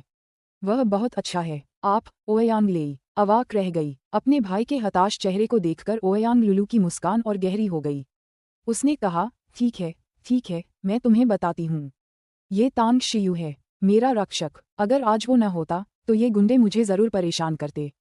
वो मेरे घर पर रहता है, इसलिए मैं उसके साथ वापस जा रही हूँ। क्या वह तुम्हारे घर में रहता है? अध्याय 114 मसाज थेरेपी, छठा अपडेट, मासिक टिकटों की मांग। ओयांग लेई का गुस्सा गायब हो गया, उसकी जगह गहरी हैरानी ने ले ली। वह अपनी बहन की पसंद को अच्छी तरह जानता था, वह बहुत ही पारखी थी। कई प्रतिभाशाली युवा उसे प्रभावित करने में नाकाम रहे थे। क्या तांग शियू नाम का ये युवक उनसे भी कहीं अधिक उत्कृष्ट हो सकता है? पलक झपकते ही उसके चेहरे पर मुस्कान फैल गई और वह तांग शियू का रास्ता रोकने के लिए आगे बढ़ा। तांग शियू को ध्यान से देखते हुए उसने खिलखिलाती मुस्कान के साथ कहा, तुम तांग शियू हो, है ना? मेरी बहन के साथ तुम्हारा रिश्ता असाधारण है, इसलिए मैं तुम्हें धन्यवाद नहीं दूंगा। मैं अपना परिचय देता हूँ, मैं ओयांग लेई हूँ, लुलू का बड़ा भाई। अब से हम और करीब रहेंगे, भाई। मैं परिवार के कामों में तुम्हारी मदद करूंगा। परिवार की तरफ से मेरी सहायता करो। तांग शियू ने पूरी तरह से अचंभित होकर ओयांग लेई को देखा। उसे लगा कि उन शब्दों में कोई गहरा अर्थ छिपा है, लेकिन वह उसे पूरी तरह समझ नहीं पा रहा था।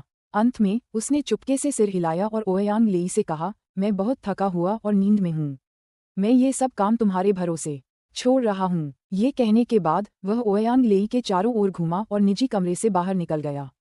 ओयांग लेई तांग शियू की जाती हुई आकृति को देखकर स्तब्ध रह गया और फिर उसने अपनी प्यारी बहन को एक छोटी परिचारिका की तरह उसके पीछे चलते हुए देखा। उसका मुंह खुला रह गया। उनके बहनोई कुछ ज्यादा ही व्यक्तिवादी थे, है ना? हुआंग डोडो का चेहरा भावहीन था। ओयांग लुलू के ये कहने पर कि तांग शियू उसके साथ रहता है, उसके दिल में गहरा दुख जागा। हालांकि वह जानती थी कि ओयांग लुलू वास्तव में तांग शियू के साथ नहीं रहती थी, लेकिन ओयांग लुलू के हाव भाव देखकर उसे भी उसके लिए भावनाएं जागृत हो गई थीं। क्या प्यार में पड़ने के तुरंत बाद ही मेरा दिल टूट जाएगा? हुआंग डोडो ने अपना पैर पटका, फिर असहाय होकर ओयांग लेई की ओर मुड़ी। ओयांग लेई ने कड़वी मुस्कान के साथ सिर हिलाया, फिर हुआंग डोडो को अपनी ओर देखते हुए देखकर मुस्कुराते हुए कहा, मैं किसी को तुम्हें घर ले जाने के लिए भेज देता हूँ। मुझे अभी यहाँ रुककर कुछ काम निपटाना है। वैसे अगर तुम्हें जाने की जल्दी नहीं है तो क्या तुम मुझे पूरी स्थिति बता सकते हो? हुआंग डोडो का मूड खराब था और वह ज्यादा कुछ कहना नहीं चाहती थी, इसलिए उसने सीधे ओयांग लेई से किसी को उसे ले जाने के लिए भेजने को कहा। निजी कमरे में ली जुइमिंग ने ओयांग लेई से कुछ औपचारिक बातें की और फिर सारी घटना बताई। उसे ज्यादा कुछ पता नहीं था क्योंकि उसे ओयांग लुलू का फोन आया था और वह अपने आदमियों के साथ तुरंत वहां पहुंच गया था। तुमने क्या कहा? तुम जितने भी दर्जन भर सुरक्षा गार्ड लाए थे, उन सबको इन लोगों ने पीट पीट कर गिराया। और फिर तांग शियू ने अकेले ही उन्हें फिर से पीट दिया। क्या तुम मजाक कर रहे हो? ओयांग लेई ने अविश्वास से ली जुइमिंग की ओर देखा और हैरानी से चिल्लाया। ली जुइमिंग ने व्यंग्यात्मक मुस्कान के साथ कहा, श्री ओयांग, क्या आपको लगता है कि मैं आपसे मजाक कर रहा हूँ? ये सभी लोग अभी भी जमीन पर पड़े हैं। श्री तांग सचमुच अद्भुत हैं। मैंने उनके जैसा शक्तिशाली विशेषज्ञ कभी नहीं देखा। ओयांग लेई ने गहरी सांस ली और अपने होने वाले साले के बारे में और भी उत्सुक हो गया। उसने मन ही मन अंदाजा लगाया था कि वह जिन 4 हटे कट्टे आदमियों को साथ लाया है, वे सभी उच्च कोटि के विशेषज्ञ हैं, विशेष बलों में सेवा दे चुके हैं और उनकी ताकत असाधारण है। फिर भी उन चारों के साथ भी शायद इन लोगों को हराना मुश्किल होगा। लाओ बियाओ, विशेषज्ञों को एक दूसरे को समझना चाहिए। तांग शियू के बारे में आपकी क्या राय है? ओयांग लेई ने अपने बगल में खड़े एक हटे कट्टे आदमी की ओर मुड़कर गहरी आवाज में पूछा। उसकी गहराई का अंदाजा नहीं लगाया जा सकता। उस हटे कट्टे आदमी ने सिर हिलाकर कहा।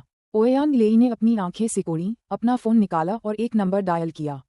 दूसरी तरफ से जवाब आने पर उसने गहरी आवाज में कहा, मुझे तांग शियू नाम के एक व्यक्ति की जांच में मदद करें, जिसकी उम्र लगभग 20 वर्ष है। 20 मिनट बाद तांग शियू और ओयांग लुलू अपने घर लौट आए थे। शाम की घटनाओं के कारण ओयांग लुलू का तांग शियू के प्रति रवैया बदल गया था। उनका लहजा असाधारण रूप से दोस्ताना हो गया था। तांग शियू को ये बात काफी अच्छी लगी। आखिर किसी को भी शत्रुतापूर्ण व्यवहार पसंद नहीं आता। नौकरों को छुट्टी दे दी गई थी और मु किंगपिंग और उनकी बेटी सो चुकी थीं। पूरा विला खाली था और असामान्य रूप से शांत था। तांग शियू को बाहर घूमने के दौरान खून और काफी शराब लग गई थी, इसलिए बाथरूम का रास्ता पूछने के बाद वह सीधे नहाने चला। गया। अरे नहीं, मैं साफ कपड़े लाना भूल गई।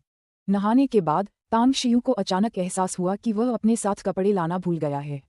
वह आधे मिनट के लिए रुका, ये सोचकर कि ओयांग लुलू आराम करने के लिए ऊपर चली गई होगी। तभी उसने अपने बॉक्सर पहने और गंदे कपड़ों के साथ बाथरूम से बाहर निकला। खत्म। ओयांग लुलू गलियारे की दीवार से टेक लगाकर हाथ बांधे खड़ी थी। तांग शियू को बाहर आते देख उसके खूबसूरत चेहरे पर हल्की सी मुस्कान आ गई। ओह! तांग शियू हक्का बक्का रह गया। वह लगभग नग्न था और ओयांग लुलू ने उसे पूरी तरह देख लिया था। अचेतन रूप से उसने अपने पेट के निचले हिस्से को ढकने के लिए अपने हाथ में पकड़े गंदे कपड़ों का इस्तेमाल किया। क्या कुछ और है? ओयांग लुलू को तांग शियू का शर्मिंदा चेहरा बेहद मजेदार लगा और उसने शरारती अंदाज में कहा, बस एक छोटी सी बात। मुझे उम्मीद नहीं थी कि तुम इतनी पतली दिखोगी, लेकिन तुम्हारी सुडौल मांसपेशियां वाकई खूबसूरत हैं। इसमें कोई हैरानी नहीं कि उन 3 बेहद कुशल लोगों को तुमने बुरी तरह हराया और उन्हें बहुत तकलीफ हुई। तांग शियू ने गंभीर भाव से कहा, किसी पुरुष को बिना कपड़ों के देखकर क्या तुम्हें जरा भी शर्म नहीं आती? क्या तुम्हें नहीं पता कि पुरुष और स्त्री को एक दूसरे को छूना नहीं चाहिए? अगर यह कोई छोटी मोटी बात है तो मुझे परेशान मत करो। जल्दी से जाकर आराम करो। ओयांग लुलू ने कहा, मुझे दर्द से डर लगता है। तांग शियू ने हैरानी से पूछा, तुम्हें सोने के लिए कहने का तुम्हारे दर्द से डरने से क्या लेना देना है? ओयांग लुलू ने कहा, उस गुंडे ने मुझे बहुत जोर से लात मारी और अभी भी बहुत दर्द हो रहा है। मेरे पास घर पर चोट के निशान की दवा है, मैंने उसे लगाया भी, लेकिन कोई असर नहीं हुआ। आप एक बेहतरीन डॉक्टर हैं, क्या आप मेरा दर्द कम करने में मेरी मदद कर सकते हैं? बोलते समय वह दयनीय भाव से अपनी कमर और पीठ की ओर इशारा कर रही थी। कितनी झंझट है। तांग शियू ने मन ही मन कुछ बुदबुदाया, फिर शांत भाव से कहा, ठीक है। चूंकि आज रात मैंने ही तुम्हें जाने के लिए मजबूर किया है, तो मैं ही तुम्हारी मालिश कर देता हूँ। चलो चलते हैं। तुम्हारे कमरे में? मालिश? मेरे कमरे में? ओयांग लुलू के खूबसूरत चेहरे पर शर्मिंदगी झलक उठी। उसने स्वाभाविक रूप से एक कमरे में अकेले एक पुरुष और एक महिला के होने के परिणामों के बारे में सोचा। क्या ऐसा हो सकता है कि मेरी वह पवित्रता, जिसे मैंने 20 वर्षों से अधिक समय तक संरक्षित रखा है, आज त्याग दी जाए? जैसे ही यह विचार मन में आया, ओयांग लुलू ने तुरंत इसे खारिज कर दिया। उसने माना कि उसे तांग शियू के लिए थोड़ी सी पसंद थी, लेकिन अटूट भक्ति की हद तक नहीं। उसका पवित्र शरीर भविष्य में उसके सबसे प्रिय पति के लिए बना था और वह इसे इतनी आसानी से त्याग नहीं सकती थी। ये समझकर उसने अपने मन में उठ रहे रोमांटिक विचारों को चुपके से दबा दिया और कहा, क्या तुम इसी तरह मेरे बेडरूम में आओगे? तांग शियू चौंक गया। उसने अपने शरीर की ओर देखा और तुरंत उसके चेहरे पर एक अजीब सा भाव आ गया। वह जल्दी से अपने कमरे में वापस भागा, साफ कपड़े बदले और फिर चैन की सांस ली। इसमें कोई शक नहीं कि ओयांग लुलू बेहद खूबसूरत थीं। यहाँ तक कि नायक भी खूबसूरत महिलाओं के प्यार में पड़ जाते हैं। वह सुंदरियों के प्रति प्रशंसा का भाव रखता था, लेकिन अगर कोई बेहद खूबसूरत स्त्री उसे रिझाने की कोशिश करती तो वह निश्चित रूप से मना नहीं करता। एक साधक होने के नाते वह अपने अंतर्मन को दबाना नहीं चाहता था और हर चीज को स्वाभाविक रूप से होने देने के विचार का पालन करता था। अगर उसे कुछ पसंद आता तो वह उसे करता। कहते हैं कि स्त्री का शयन कक्ष सबसे रहस्यमय स्थान होता है और वह स्थान भी जहां अनगिनत पुरुष सबसे अधिक तरसते हैं। तांग शियू की एक समय एक परी जैसी साथी थी, लेकिन वह बहुत सरल थी। उसमें एक युवती का आकर्षण नहीं था, इसलिए उसका कमरा भी बहुत ही सादे ढंग से सजाया गया था। कुल मिलाकर ये पहली बार था जब वह सचमुच किसी लड़की के शयन कक्ष में प्रवेश कर रहा था। यह आपका बेडरूम है? जैसे ही तांग शियू ओयांग लुलू के बेडरूम में उसके पीछे गया, उसने अविश्वास से पूछा। ओयांग लुलू ने हल्की सी मुस्कान के साथ कहा, क्या कोई समस्या है? तांग शियू ने व्यंग्यात्मक मुस्कान दी, सिर हिलाया और कहा, कोई बात नहीं, बस मुझे कभी उम्मीद नहीं थी कि किसी लड़की का शयन कक्ष ऐसा होगा। बेडरूम में एक बड़े से पलंग के अलावा चारों ओर किताबों की अलमारियां थीं, जिनमें से प्रत्येक पंक्ति विभिन्न प्रकार की पुस्तकों से भरी हुई थी। तांग शियू ने एक नज़र में अनुमान लगाया कि इस शयन कक्ष में पुस्तकों की संख्या कम से कम 20,000 होगी। ओयांग लुलू ने तांग शियू को गुस्से भरी नज़र से देखा और अपने बाहरी कपड़े उतारते हुए कहा, मुझे पढ़ना बहुत पसंद है। अपने व्यवसाय को संभालने और कभी कभार कुछ बहनों से मिलने के अलावा मेरा ज्यादातर समय पढ़ने में ही बीतता है। मैं जहाँ भी रहती हूँ, मेरे बेडरूम का लेआउट इसी तरह का होता है, और यहाँ की किताबें तो मेरी पढ़ी हुई किताबों का सिर्फ एक छोटा सा हिस्सा हैं। तांग शियू ने आश्चर्य से पूछा, क्या आपने ये सभी किताबें पढ़ ली हैं? ओयांग लुलू ने कहा, बेशक, वरना मैं यहाँ इतनी सारी किताबें क्यों रखती। मुझे अपनी पढ़ी हुई सभी किताबें अपने बेडरूम में रखने की आदत है। जब भी मैं बोर होती हूँ और मेरे पास पढ़ने के लिए कोई और किताब नहीं होती तो मैं उन्हें निकालकर उनके पन्ने पलटती हूँ। तांग शियू अवाक रह गया। उसने कई विचित्र लोगों को देखा था, लेकिन उसने कभी किसी ऐसे विचित्र व्यक्ति को नहीं देखा था जिसे पढ़ने का इतना शौक हो। क्या आपको वाकई मालिश करना आता है? ओयांग लुलू को डर था कि तांग शियू के कुछ छिपे हुए इरादे हो सकते हैं, इसलिए उसने दोबारा पूछा। तांग शियू ने कहा, इसे मालिश ही समझिए, लेकिन यह उससे कहीं अधिक शक्तिशाली है। चिंता मत कीजिए, मैं आपको गारंटी देता हूं कि मेरी मालिश के बाद आपके बाहरी घाव पूरी तरह ठीक हो जाएंगे और आपको कोई दर्द नहीं होगा। बस खड़े मत रहिए, अपने कपड़े उतारते जाइए, सिर्फ अंडरवियर पहने रहिए और बाकी सब कुछ उतार दीजिए। ओयांग लुलू का सुंदर चेहरा शर्म से लाल हो गया। कुछ पल हिचकिचाने के बाद भी उसने तांग शियू के निर्देशों का पालन किया और अपने अंडरवियर को छोड़कर बाकी सारे कपड़े उतार दिए। अगर वे समुद्र तट पर होते तो वह बिकिनी में खेलने की हिम्मत करती, लेकिन अपने ही कमरे में सिर्फ अंडरवियर में रहना और एक पुरुष के सामने खुद को नंगा करना उसे बेहद असहज महसूस करा रहा था। बिस्तर पर लेट जाओ, तांग शियू ने आदेश दिया।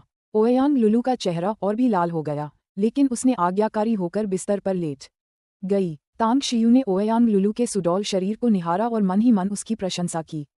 चाहे उसका शरीर हो या उसकी त्वचा, वह निश्चित रूप से महिलाओं की पहली पसंद थी। जल्द ही उसकी नज़र ओयांग लुलू की पीठ और कमर पर पड़ी। उस कमीने को खूबसूरत औरत पर जरा भी दया नहीं आई। वह तो बिल्कुल निर्दयी था। तांग शियू ने मन ही मन खुद को कोसा। ओयांग लुलू के बगल में खड़े होकर उसने धीरे से उसके पीठ पर हाथ फेरा। ओयांग लुलू का दिल कांप उठा और वह लगभग कराह उठी। बचपन में जब उसके पिता ने उसे छुआ था, उसके अलावा उसके शरीर को कभी किसी दूसरे पुरुष ने नहीं छुआ था। वह तांग शियू के हाथों की गर्माहट को साफ महसूस कर सकती थी और उसे ऐसा लग रहा था जैसे उसके शरीर में बिजली दौड़ रही हो। अध्याय 115 स्टार सिटी में वापसी, 7वां अपडेट, मासिक टिकटों की तलाश। तांग शियू ओयांग लुलू के विचारों से सहमत नहीं था, न ही उसका कोई छिपा हुआ मकसद था। वह एक डॉक्टर की स्वाभाविक करुणा के कारण ही ओयांग लुलू की मदद कर रहा था। उन्होंने पहले हल्के हाथों से मालिश शुरू की, फिर धीरे धीरे दबाव बढ़ाया। उनकी तकनीक अनूठी थी, क्योंकि उन्होंने ओयांग लुलू की पीठ और कमर के किनारे पर स्थित एक्यूपॉइंट्स को मालिश किया। समय बीत गया। ओयांग लुलू को धीरे धीरे दर्द महसूस होना बंद हो गया। वास्तव में उसे बेहद आराम महसूस हुआ। यह अनुभूति इतनी मनमोहक थी कि उसने ये भी चाहा कि तांग शियू हमेशा के लिए उसकी मालिश करता रहे। इस समय उसके दिल में उमड़ रही भावनाओं की लहरें पूरी तरह शांत हो चुकी थीं और उसका चेहरा गहरी खुशी से भर गया था। धीरे धीरे उसकी पलकें भारी होने लगीं और देखते ही देखते वह तांग शियू की मालिश के बीच गहरी नींद में सो गई। उफ! कुछ देर बाद तांग शियू ने मालिश करना बंद कर दिया। उसने राहत की सांस ली, फिर पास पड़ी चादर ओयांग लुलू के शरीर पर ओढ़ दी और मुड़कर कमरे से बाहर चला गया। कहते हैं कि जो पुरुष स्त्री पर अत्याचार करता है वह जानवर होता है, और जो नहीं करता वह जानवर से भी बदतर होता है। लेकिन तांग शियू इस बात से सहमत नहीं था। उसका मानना था कि पुरुष और स्त्री के बीच आपसी सहमति जरूरी है। अगर भावनात्मक जुड़ाव न हो तो सिर्फ शारीरिक संबंध बनाना भी किसी जानवर से भी बदतर व्यक्ति का काम होगा। अगले दिन सुबह करीब 10 बजे तांग शियू नींद से जागा। जल्दी से हाथ मुंह धोने के बाद वह बैठक में गया। रसोई में व्यस्त नौकरानी और सोफे पर बैठी मु किंगपिंग की मां को देखकर उसने आश्चर्य से पूछा, ओयांग लुलू कहाँ है? क्या वह अभी तक नहीं उठी? मु किंगपिंग मुस्कुराए, यिनयिन, और मैंने उसे उठने के बाद से नहीं देखा है। क्या तुमने उसे कल विदा नहीं किया था? वह शायद अभी तक वापस नहीं आई होगी। तांग शियू ने सिर हिलाते हुए कहा, वह कल आधी रात को वापस आई। कोई बात नहीं, उसकी चिंता मत करो। दोपहर के भोजन के बाद हम सीधे स्टार सिटी वापस चलेंगे। ओह, क्या आप ऑनलाइन हवाई टिकट बुक कर सकते हैं? मु किंगपिंग ने जवाब दिया, हाँ, मैं इसे अभी करूंगा। दोपहर का भोजन बहुत ही शानदार था।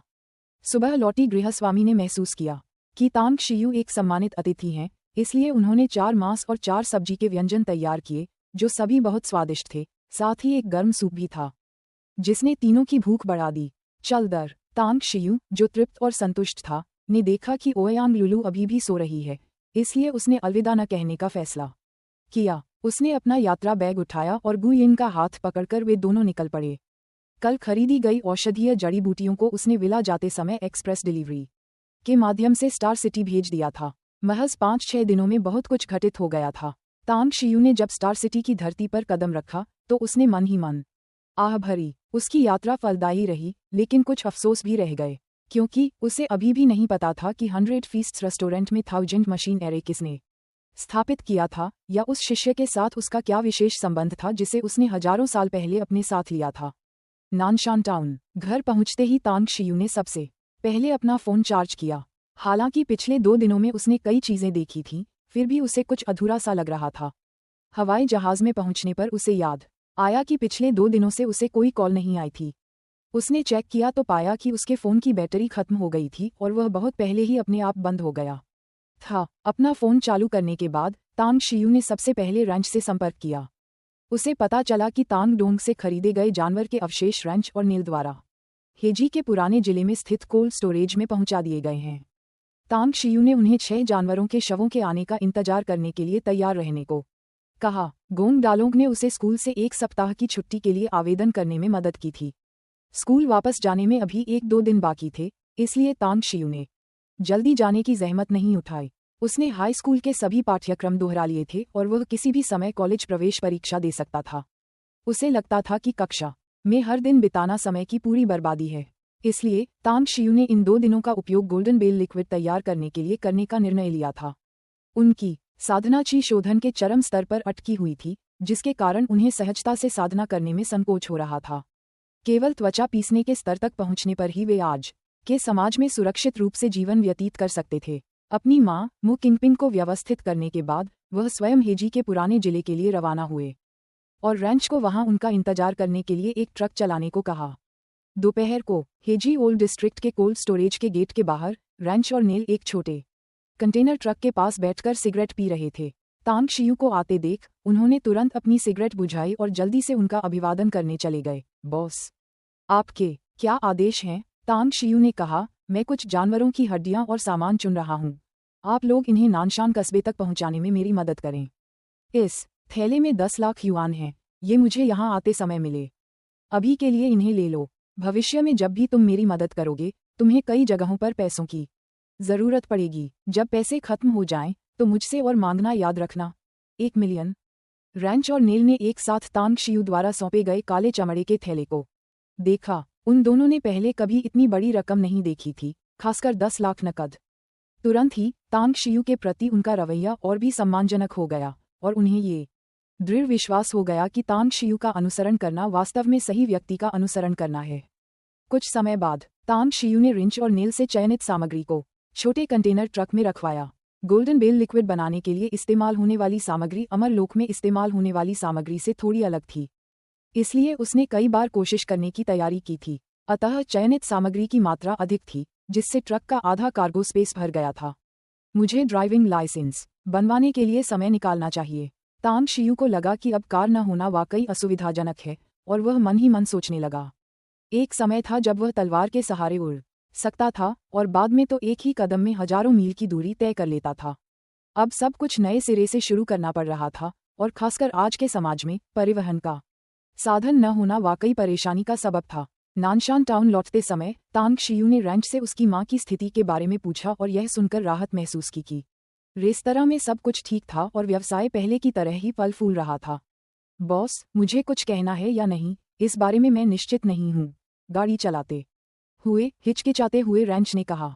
तांग शियू ने पूछा, क्या बात है, बोलो तो सही। रैंच ने कहा, मालिक, कल सू शांगवेन रेस्तरां में आया और आपकी मां से पैसे उधार लेने को कहा। आपकी मां दयालु हैं और उन्हें याद था कि सू शांगवेन ने पहले आप लोगों की कैसे मदद की थी, इसलिए उन्होंने उसे उधार देने के लिए 100,000 युआन निकाले। लेकिन उसने शिकायत की कि यह पर्याप्त नहीं है। उसने न केवल 100,000 युआन लेने से इनकार कर दिया बल्कि कई अप्रिय बातें भी कहीं। सू शांगवेन, तांग शियू ने भौहें चढ़ाईं, उसकी आंखों में एक ठंडी चमक दिखाई दी। उसने पहले सोचा था कि पिछली बार स्टार सिटी के औषधीय जड़ी बूटी बाजार में जो कुछ हुआ था, उसके बाद सू शांगवेन सबक सीख जाएगा और उसकी मां और उसे परेशान करना बंद कर देगा। लेकिन उसने यह उम्मीद नहीं की थी कि वह पैसे मांगने आएगा और उसकी मां के साथ अकड़ दिखाने की हिम्मत भी करेगा। तांग शियू के मन में सू शांगवेन का परिवार एक मक्खी की तरह था जो बेहद परेशान करने वाला था। अगर संभव होता तो वह सचमुच चाहता कि वह उनके पूरे परिवार को इस दुनिया से हमेशा के लिए मिटा दे। खून पानी से गाढ़ा होता है, मेरी राय में खून पानी से गाढ़ा होता है एक बहुत बड़ा मजाक है। स्नेह के बिना खून का रिश्ता होने का क्या मतलब? अगर उसने दोबारा कोई हद पार करने की हिम्मत की तो मुझे उसके पूरे परिवार को स्टार सिटी या यहाँ तक कि देश से बाहर निकालने में कोई आपत्ति नहीं है। तांग शियू ने अपना सिर खिड़की से बाहर की ओर घुमाया और चुपचाप सोचने लगा। Star city, Jijing garden high end community. Su Shangwen उदास चेहरे के साथ अपने अध्ययन कक्ष में बैठे थे। उनके सामने लैपटॉप खुला हुआ था जिस पर उनके खाते की शेष राशि देखने का इंटरफेस प्रदर्शित हो रहा था। उन्होंने एक बार यह कहावत सुनी थी, जब पेड़ गिरता है तो बंदर इधर उधर भाग जाते हैं, जब दीवार गिरती है तो सब मिलकर उसे गिरा देते हैं। अब वे इसे स्वयं अनुभव कर रहे थे। जब से चेन झिझोंग ने उनकी कंपनी शांगवेन रियल एस्टेट के खिलाफ कार्रवाई की थी, तब से कंपनी का कारोबार बेहद मुश्किल हो गया था और वह दिवालिया होने की कगार पर पहुंच गई थी। बाद में हालांकि चेन झिझोंग ने उसे बख्श दिया, लेकिन उसकी कंपनी का कारोबार दिन ब दिन बदतर होता चला गया। कई पूर्व आपूर्तिकर्ताओं ने जानबूझकर सामग्री की कीमतें बढ़ा दीं, जिससे उसकी सबसे महत्वपूर्ण परियोजना बजट से काफी आगे निकल गई। स्थिति और भी खराब हो गई जब बैंक को किसी तरह चेन झिझोंग द्वारा उसके खिलाफ की गई कार्रवाई की खबर मिल गई और उन्हें दिया गया एक बड़ा ऋण भी रद्द हो गया। हाल ही में वह कई बार बैंक गया था और बैंक मैनेजर को कई फायदे भी दिए थे, लेकिन दूसरी तरफ से जानबूझकर उससे टालमटोल की गई। कल ही मैनेजर ने साफ साफ कह दिया, दोस्ती तो बनी रह सकती है लेकिन कर्ज का तो सवाल ही नहीं उठता। हताशा में उसे अपने उस कंजूस भतीजे का ख्याल आया। हालांकि वह अपने पिछले कार्यों से अवगत था, इसलिए उसने तांग शियू से सीधे संपर्क करने की हिम्मत नहीं की। इसके बजाय वह सू लिंग्यू से मिलने रेस्तरां गया। उसे आश्चर्य हुआ कि सू लिंग्यू का रेस्तरां व्यवसाय खूब फल फूल रहा था। प्रतिदिन अच्छी कमाई हो रही थी, फिर भी वह उसे केवल 100,000 युआन उधार देने को तैयार थी। 1 लाख युआन का क्या फायदा था? यह उस राशि का 10वां हिस्सा भी नहीं था जो उसने बैंक मैनेजर को दी थी। टकराना। सू शांगवेन ने गुस्से से अपने बगल में रखी एस्ट्रे को तोड़ डाला। उसकी आंखों में क्रोध की आग भड़क उठी और उसने धीमी आवाज में बड़बड़ाते हुए कहा, ये कैसी बहन है, ये कैसा भतीजा है, ये तो अजनबियों से भी बदतर हैं। जब ये कंगाल थे तब मैंने इनकी मदद की थी, अब जब ये कामयाब हो गए हैं तो मुझे दरकिनार करके बड़े सपने देखने लगे हैं। अगर उस छोटे कमीने तांग शियू की वजह से ऐसा न होता तो मेरी शांगवेन रियल एस्टेट की ऐसी हालत क्यों हो जाती? मैं कैसे मुसीबत बन गया, यहाँ तक कि मेरे पुराने दोस्त भी मुझसे दूर भागने लगे। मैं बैंक पर भरोसा नहीं कर सकता और मेरे तथाकथित पुराने दोस्त भी भरोसेमंद नहीं हैं। मेरी आखिरी उम्मीद सू लिंग्यू और तांग शियू पर टिकी है। मुझे एक अचूक योजना बनानी होगी जिससे वे स्वेच्छा से पैसा सौंप दें। साथ ही उस छोटे बदमाश तांग शियू को लॉन्ग ग्रुप से जोड़ना सबसे अच्छा होगा। अगर मैं लॉन्ग ग्रुप के ऊंचे पदों तक पहुंच गया तो मेरे शांगवेन ग्रुप के पास सचमुच धन का अंतहीन प्रवाह होगा। सू शांगवेन की आंखों में सोच की चमक थी। एक के बाद एक बुरे विचार उसके मन में आ रहे थे, लेकिन वह उन्हें नकारता जा रहा था। बहुत विचार विमर्श के बाद उसने फैसला किया कि तांग शियू से आगे कोई रास्ता नहीं है और उसे अपना ध्यान सू लिंग्यू पर केंद्रित करना होगा। Nanshan town. तांग शियू ने सारा सामान विला के भंडारगृह में रख देने के बाद रैंच को विदा किया और खुद भंडारगृह में काम में जुट गया। अंतिम तैयारी के अलावा सब कुछ तैयार था। उसे बस डाक से भेजी गई औषधीय जड़ी बूटियों के आने का इंतजार था, फिर वह गोल्डन बेल लिक्विड बनाना शुरू कर सकता था। औषधीय जड़ी बूटियां शाम तक पहुंच जानी चाहिए। अब मुझे आगे क्या करना चाहिए? मेरे पास अभी भी दोपहर का काफी समय है। तांग शियू भंडारगृह में खड़ा था, तभी उसे अचानक एहसास हुआ कि बैठने के बाद उसे काफी ऊब महसूस हो रही है। रिंग रिंग रिंग, फोन की घंटी बजी, जिससे तांग शियू के विचारों में खलल पड़ा। तांग शियू ने अपना फोन उठाया, कॉलर आईडी देखी और पाया कि ये लॉन्ग जेंगलिन का फोन था। उसने आंसर बटन दबाया और पूछा, आप मुझे क्यों ढूंढ रहे हैं? मैं बहुत व्यस्त हूं और मेरे पास ज्यादा समय नहीं है। अध्याय 116। आपका मस्तिष्क किस प्रकार का है? 8 अध्याय प्रकाशित हो चुके हैं। फोन से लॉन्ग जेंगलिन की अतिशयोक्तिपूर्ण आवाज आई, हे भगवान बॉस, आपने आखिरकार अपना फोन चालू कर ही दिया। मेरा भाई मुझे पागल कर रहा है। वो बार बार कह रहा है कि कांग शिया आपसे संपर्क करने की कोशिश कर रहा है, लेकिन आपसे बात नहीं हो पा रही है। अभी एक दिन से थोड़ा ही ज्यादा हुआ है और मुझे मेरे भाई के 18 कॉल आ चुके हैं। तांग शियू ने कहा, मुझे पता है, मैं कांग शिया से संपर्क करूंगी। तुम अपने भाई को सूचना दे देना। लॉन्ग जेंगलिन ने हैरानी से कहा, बॉस, क्या आप स्टार सिटी वापस आ गए हैं? हमारी बड़ी कमाई वाली योजना। पर आपकी क्या योजनाएं चल रही हैं? क्या ये कोई बड़ा पैसा कमाने का प्लान है? तांग शियू कुछ पल के लिए स्तब्ध रह गया, फिर उसे याद आया कि जिंगमिन द्वीप जाने से पहले लॉन्ग जेंगलिन ने उससे पुरुषों के लिए किसी चीज के बड़े पैमाने पर उत्पादन के बारे में बात की थी। कुछ देर सोचने के बाद उसने धीरे से कहा, मैं स्टार सिटी वापस आ गया हूँ। मैं अभी कुछ देर पहले ही नानझा टाउन लौटा हूँ। मैं तुम्हें आज रात जवाब बता दूंगा। लॉन्ग जेंगलिन हंसते हुए बोला, तो मैं तुम्हारी खुशखबरी का इंतजार करूंगा। वैसे क्या तुम अकेले बोर नहीं हो जाओगी? क्या तुम चाहोगी कि मैं आकर तुम्हारा साथ दूं? भले ही तुम खूबसूरत न हो, लेकिन तुम्हारे साथ खूब पैसा कमाने की संभावना मुझे बहुत आकर्षित करती है। भाड़ में जाओ। तांग शियू ने मुस्कुराते हुए गाली दी और फोन काट दिया। तांग शियू ने कांग शिया का फोन नंबर ढूंढा और उसे डायल किया। कॉल कनेक्ट होते ही कांग शिया की आवाज़ फोन पर सुनाई दी। बॉस, आप तो बिल्कुल उस अजगर की तरह हैं जो अपना सिर तो दिखाता है लेकिन पूंछ नहीं। मैंने कल से अब तक आपको दर्जनों बार फोन किया है और आपका फोन हमेशा बंद रहा है। मैं स्टार सिटी पहुंच चुकी हूं। आप कहाँ हैं? मुझे आपसे तुरंत मिलना है। मालिक। तांग शियू के होंठ हल्के से मुड़े। कांग शिया के उसे संबोधित करने के तरीके से वह बहुत संतुष्ट था। संबोधन में इस बदलाव से वह समझ गया कि कांग शिया उसके लिए काम करने को तैयार हो गई है। नानझा कस्बे में आइए, मैं घर पर आपका इंतजार करूंगा। मैं आपको आपके फ़ोन पर टेक्स्ट मैसेज के जरिए सटीक पता भेज दूंगा। ठीक है। लगभग आधे घंटे बाद कांग शिया का फ़ोन आया।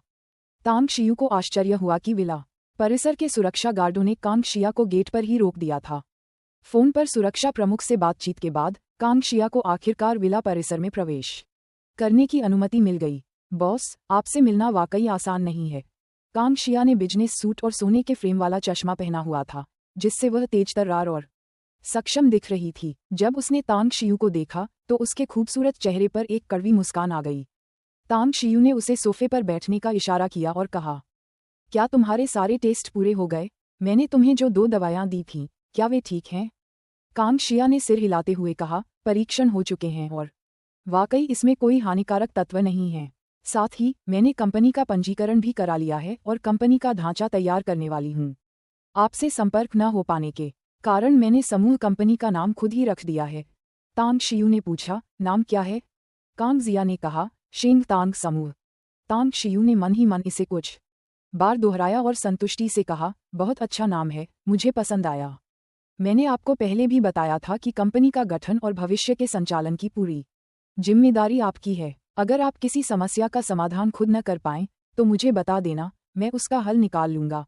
ठीक है, कांग शिया ने इशारा करते हुए फिर कहा, ये कंपनी के मूल पंजीकरण दस्तावेज हैं। मैंने इनकी एक प्रति अपने पास रखी है।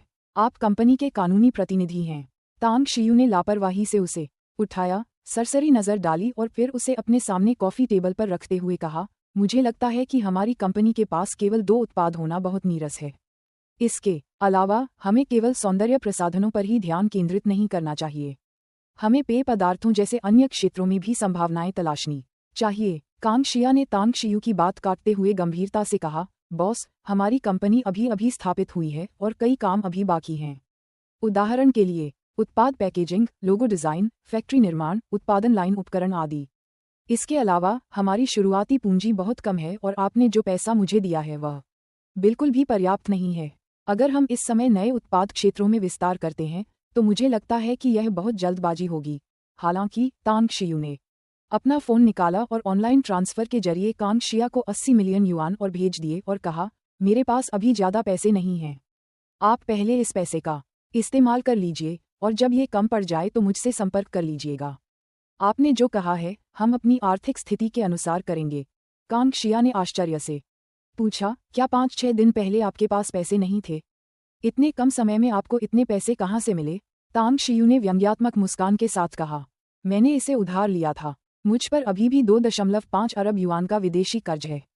इसलिए आपको कड़ी मेहनत करनी होगी और जल्द से जल्द पैसा कमाने में मेरी मदद करने की कोशिश करनी होगी। 2.5 अरब? कांग शिया ने तांग शियू को हैरानी से घूरते हुए कहा, आखिर तुमने किया क्या? इतना बड़ा विदेशी कर्ज कैसे ले लिया? 2.5 अरब, ये 250,000 नहीं 2.5 मिलियन। ये पूरे 2.5 अरब हैं। 10 अंकों की संख्या। तांग शियू ने बेपरवाही से कहा, मैं एक नीलामी में गया था और मुझे एक जादुई खजाना मिला, इसलिए मैंने उसे खरीद लिया। अगर तुम भविष्य में मेरे लिए कड़ी मेहनत करोगे तो मैं तुम्हें वहां छुट्टियां मनाने जाने की अनुमति दे सकता हूँ। एक भू जादुई खजाना भूमि? किस प्रकार की भू जादुई खजाना भूमि की कीमत 2.5 अरब हो सकती है? कांग शिया ने विस्मय से कहा। तांग शियू ने कहा, प्रशांत महासागर में एक निजी द्वीप कांग शिया ने तांग शियू की ओर देखा। अगर उसे विश्वास न होता कि तांग शियू ऐसी बातों पर मजाक नहीं करेगा, तो वह लगभग यही सोचती कि तांग शियू शेखी बघार रहा है। कुछ पल हिचकिचाने के बाद, मामले की तह तक जाने के इरादे से, उसने सावधानी से पूछा, बॉस, आप वाकई काबिल हैं, लेकिन किसने इतनी हिम्मत दिखाई कि आपको 2.5 अरब उधार दिए? तांग शियू कांग शिया के सवाल का जवाब नहीं देना चाहता था, लेकिन ये सोचते हुए कि वह भविष्य में व्यापार में उसकी सक्षम सहायक होगी, उसने अनिच्छा से कहा, मेरी शिष्या चेन झिझोंग। शिष्य चेन झिझोंग। कांग शिया ने तुरंत अपने मन में उस नाम को याद करने की कोशिश की। महज 10 सेकंड में उसकी आंखें चौड़ी हो गईं और वह चिल्लाई, चेन झिझोंग, बाइडे फार्मास्यूटिकल के बड़े बॉस। वह आपका शिष्य है? यह कैसे संभव है? तांग शियू ने शांत भाव से कहा, क्या असंभव है? क्या आपको लगता है कि मैं उसका स्वामी बनने के योग्य नहीं हूँ? कांग शिया ने घबराकर अविश्वास से कहा, मैं सचमुच समझ नहीं पा रही हूँ कि उसे आपके पास किस क्षेत्र में प्रशिक्षु बनने की जरूरत होगी। आप जानते हैं, हालांकि चेन झिझोंग की बाइडे फार्मास्यूटिकल का बाजार मूल्य केवल कुछ अरब है, लेकिन वह अन्य समूह कंपनियों में भी निवेश करता है और हर साल बहुत पैसा कमाता है। व्यक्तिगत संपत्ति की बात करें तो चेन झिझोंग की कुल संपत्ति निश्चित रूप से 10 अरब से अधिक है। तांग शियू ने उदासीनता से कहा, चाहे किसी के पास खरबों की संपत्ति ही क्यों न हो, अगर मैं उनका सम्मान नहीं करता तो उन्हें शिष्य बनाने में मुझे आलस आता है। ठीक है, इन मामलों में दखल न दें। चलिए अपने पिछले विषय पर चर्चा जारी रखते हैं। मुझे लगता है कि अगर आपके पास पर्याप्त ऊर्जा है तो आप विस्तारित व्यवसाय को संभालने के लिए एक अलग सहायक कंपनी स्थापित कर सकते हैं। मेरे पास कुछ विचार हैं। अगर आपको लगता है कि यह संभव है तो इसे करें। अगर आपको लगता है कि आपके पास पर्याप्त ऊर्जा नहीं है और आप नए प्रकार के उत्पाद व्यवसाय को संभाल नहीं सकते, तो मैं इसे किसी और को सौंप सकता हूँ। कांग शिया ने सिर हिलाते हुए कहा, मुझ में ऊर्जा तो है, लेकिन अभी सहायक कंपनी स्थापित करने की सलाह नहीं दूंगी। अगर आप सचमुच ऐसा करना चाहते हैं तो मैं इसे संभाल सकती हूँ और अपने अधीनस्थों से इसका प्रबंधन करवा लूंगी। अगर आप सहज महसूस नहीं कर रहे हैं तो इसे किसी और को सौंप दें। तांग शियू ने कहा, ठीक है, तो मैं इसे किसी और को दे दूंगा। कांग शिया को तांग शियू द्वारा दिए गए 2 उत्पाद फॉर्मूले याद आ गए और उसके मन में थोड़ी हलचल हुई। उसने उत्सुकता से पूछा, बॉस, जहां तक मुझे पता है, पेय पदार्थों का बाजार पहले से ही बड़े पूरी लगन से निखारने के लिए उत्सुक था। इस बार उसने असाधारण रूप से पर्याप्त मात्रा में सामग्री तैयार कर रखी थी, चाहे वह खूंखार जानवरों की हड्डियां हों या उसके द्वारा खरीदी गई जड़ी बूटियां, जो 1 दर्जन से अधिक प्रयासों के लिए पर्याप्त थीं। भंडारगृह के अंदर तांग शियू ने तैयार लोहे के बर्तन के पास जाकर उसमें आधा बर्तन साफ पानी डाला और पानी उबालने के लिए आग जला दी। गोल्डन बेल लिक्विड बनाने के लिए बड़ी मात्रा में उबलते गर्म पानी की आवश्यकता होती थी। जैसे ही पानी उबलने लगा, उसने एक एक करके उस भयंकर जानवर की हड्डियां, दांत, नसें और अन्य सामग्री पानी में डाल दी। जब बर्तन में लगभग आधा उबलता पानी भाप बनकर उड़ गया, तो उसने लोहे के बर्तन में कई चीनी औषधीय जड़ी बूटियां मिला दीं। खूंखार जानवरों की हड्डियां आम जंगली जानवरों की हड्डियों से कई गुना ज्यादा कठोर थीं। तर्कसंगत रूप से उन्हें उबलते पानी में पिघलाना बहुत मुश्किल था।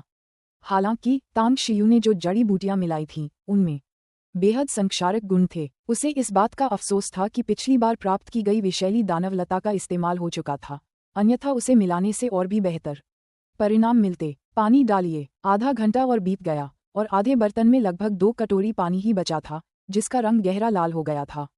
तांग शियू ने साफ पानी डालते हुए जैड मेरो स्टोन को पीसकर पाउडर बनाना शुरू किया। जब औषधीय घोल में परिवर्तित हो चुके उस तरल में दोबारा उबाल आया, तो उसने जैड मेरो स्टोन को उसमें छिड़क दिया। इस बार विषैले दानवलता को हिलाए बिना तांग शियू ने पहले से ही एक साफ स्टील का पाइप तैयार कर लिया था। औषधि के घोल को हिलाते हुए उसने एक एक करके शेष जड़ी बूटियों को लोहे के बर्तन में मिलाना शुरू कर दिया। जड़ी बूटियों के मिलने से औषधि के घोल का चमकीला लाल रंग धीरे धीरे बदलने लगा और नीलम नीले रंग के औषधि के घोल में परिवर्तित हो गया। समय फिर से बहने लगा। जब नीले रंग के औषधीय घोल के लगभग 2 कटोरे ही बचे थे, तो तांग शियू के चेहरे पर संतुष्टि भरी मुस्कान थी। उसने गोल्डन बेल लिक्विड बनाने के अपने पहले प्रयास के इतने सफल होने की उम्मीद नहीं की थी। अब से बस सावधानी बरतने पर वह एक ही बार में पूरी तरह सफल हो सकता था। उसने 500 साल पुरानी जिनसेंग निकाली, उसे तोड़ा और बर्तन में डाल दिया। जब नीले रंग के औषधीय घोल का लगभग 1 कटोरा ही बचा, तो उसने बची हुई आधी जिनसेंग भी उसमें डाल दी। पूरे भंडारगृह में एक मनमोहक जड़ी बूटी की खुशबू फैल गई। जिनसेंग मिलाने से औषधि के घोल का रंग नीले से सुनहरा हो गया। उस घोल में छोटे छोटे सुनहरे कण सजीव प्राणियों की तरह फुर्तीले और रहस्यमय लग रहे थे। ये हो चुका है। तांग शियू की आंखें चमक उठीं, दिल की धड़कन तेज हो गई और उनकी आंखों से आनंद की लहर दौड़ गई। बर्तन में केवल आधा कटोरी गोल्डन बेल लिक्विड बचा था, तो तांग शियू ने बिना किसी झिझक के अपने सारे कपड़े उतार दिए। उन्होंने सावधानी से आधा चम्मच लिक्विड निकाला और अपनी हथेली पर उड़ेल लिया। फुफकार, उस तीव्र सुनहरे तरल ने तांग शियू की त्वचा को झुलसा दिया। सौभाग्य से तांग शियू की इच्छाशक्ति इतनी प्रबल थी कि उसने बड़ी मुश्किल से उसे सहन किया और उसे गिरने नहीं दिया। बिना कष्ट किए फल नहीं मिलता। तांग शियू की आंखों में पागलपन की चमक आ गई और फिर उसने बिना किसी झिझक के अपनी हथेली से स्वर्णिम घंटी का तरल अपने शरीर पर लगाना शुरू कर दिया। जलन भरी गर्मी से उसकी सांस फूल गई, लेकिन उसने इसे लगाना लगातार तेज कर दिया, कलाई से लेकर बाहों तक, फिर कंधों, गर्दन, कमर, टांगों, पैरों तक। स्वर्णिम घंटी का तरल लगातार खत्म होता गया और जिस हिस्से पर उसने इसे लगाया था वह भी लगातार बढ़ता गया। जैसे ही स्वर्णिम घंटी का तरल खत्म होने वाला था, तांग शियू का पूरा शरीर एक बार में लिपट चुका था। इस समय अगर कोई बाहरी व्यक्ति तांग शियू को देखता तो वह निश्चित रूप से अपना मुंह ढक लेता और उसके चेहरे पर डर के भाव दिखाई देते। उसका पूरा शरीर पके हुए झींगे की तरह लाल हो गया था। उसकी त्वचा फटी हुई और कच्ची थी, बुरी तरह कांप रही थी। उसके शरीर की हर मांसपेशी उभरी हुई थी और उसके पहले से ही धुंधले रोमछिद्रों से ठंडा पानी खून के साथ मिलकर रिस रहा था, जो देखने में बेहद भयानक लग रहा था। अभी 2 चम्मच और बचे हैं। तांग शियू दूसरों के प्रति निर्दयी था और उससे भी कहीं अधिक स्वयं के प्रति। उसने 2 चम्मच गोल्डन बेल लिक्विड निकाला और उसे अपने शरीर के 2 सबसे संवेदनशील हिस्सों, अपने निचले शरीर और गर्दन पर अलग अलग लगाया। गर्जन, असहनीय दर्द से तांग शियू की आंखें लाल हो गईं। गोल्डन बेल लिक्विड के दूसरे प्रयोग से दर्द कई गुना बढ़ गया, मानो आग में घी डाल दिया गया हो। चरमराहट, भंडारगृह का दरवाजा खुल गया। एप्रन पहने और रात के नाश्ते से भरा कटोरा लिए मु किंगपिंग भंडारगृह से अंदर दाखिल हुई। तांग शियू को देखते ही उसकी आंखें अकड़ गईं। शरीर कांपने लगा और हाथ में पकड़ा चीनी मिट्टी का कटोरा जमीन पर गिरकर चकनाचूर हो गया।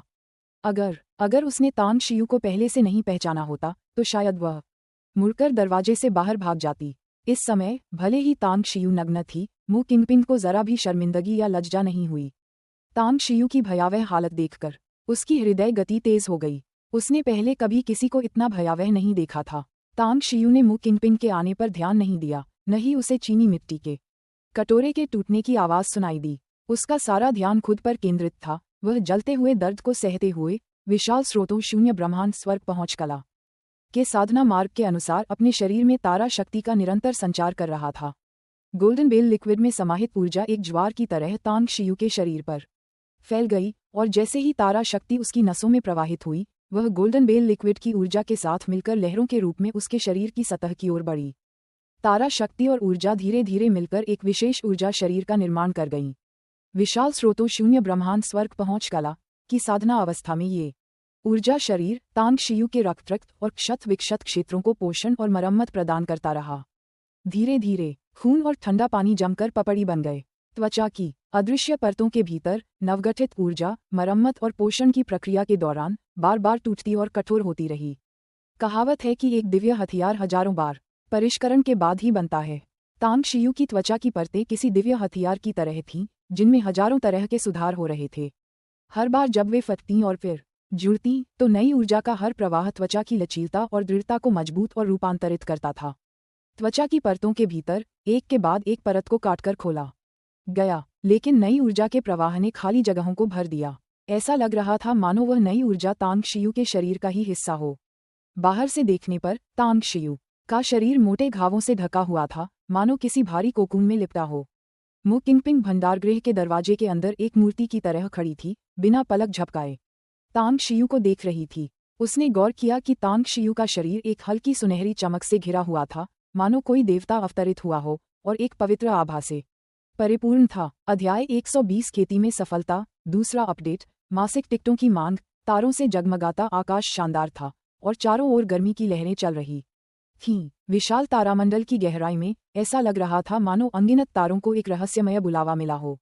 पहले धुंधला सा दिखने वाला रात का आकाश अचानक इन तारों से निकलने वाले चमकदार प्रभामंडलों से घिर गया, जो परत दर परत फैलते गए और अंत में दिन के उजाले की तरह चमकने लगे।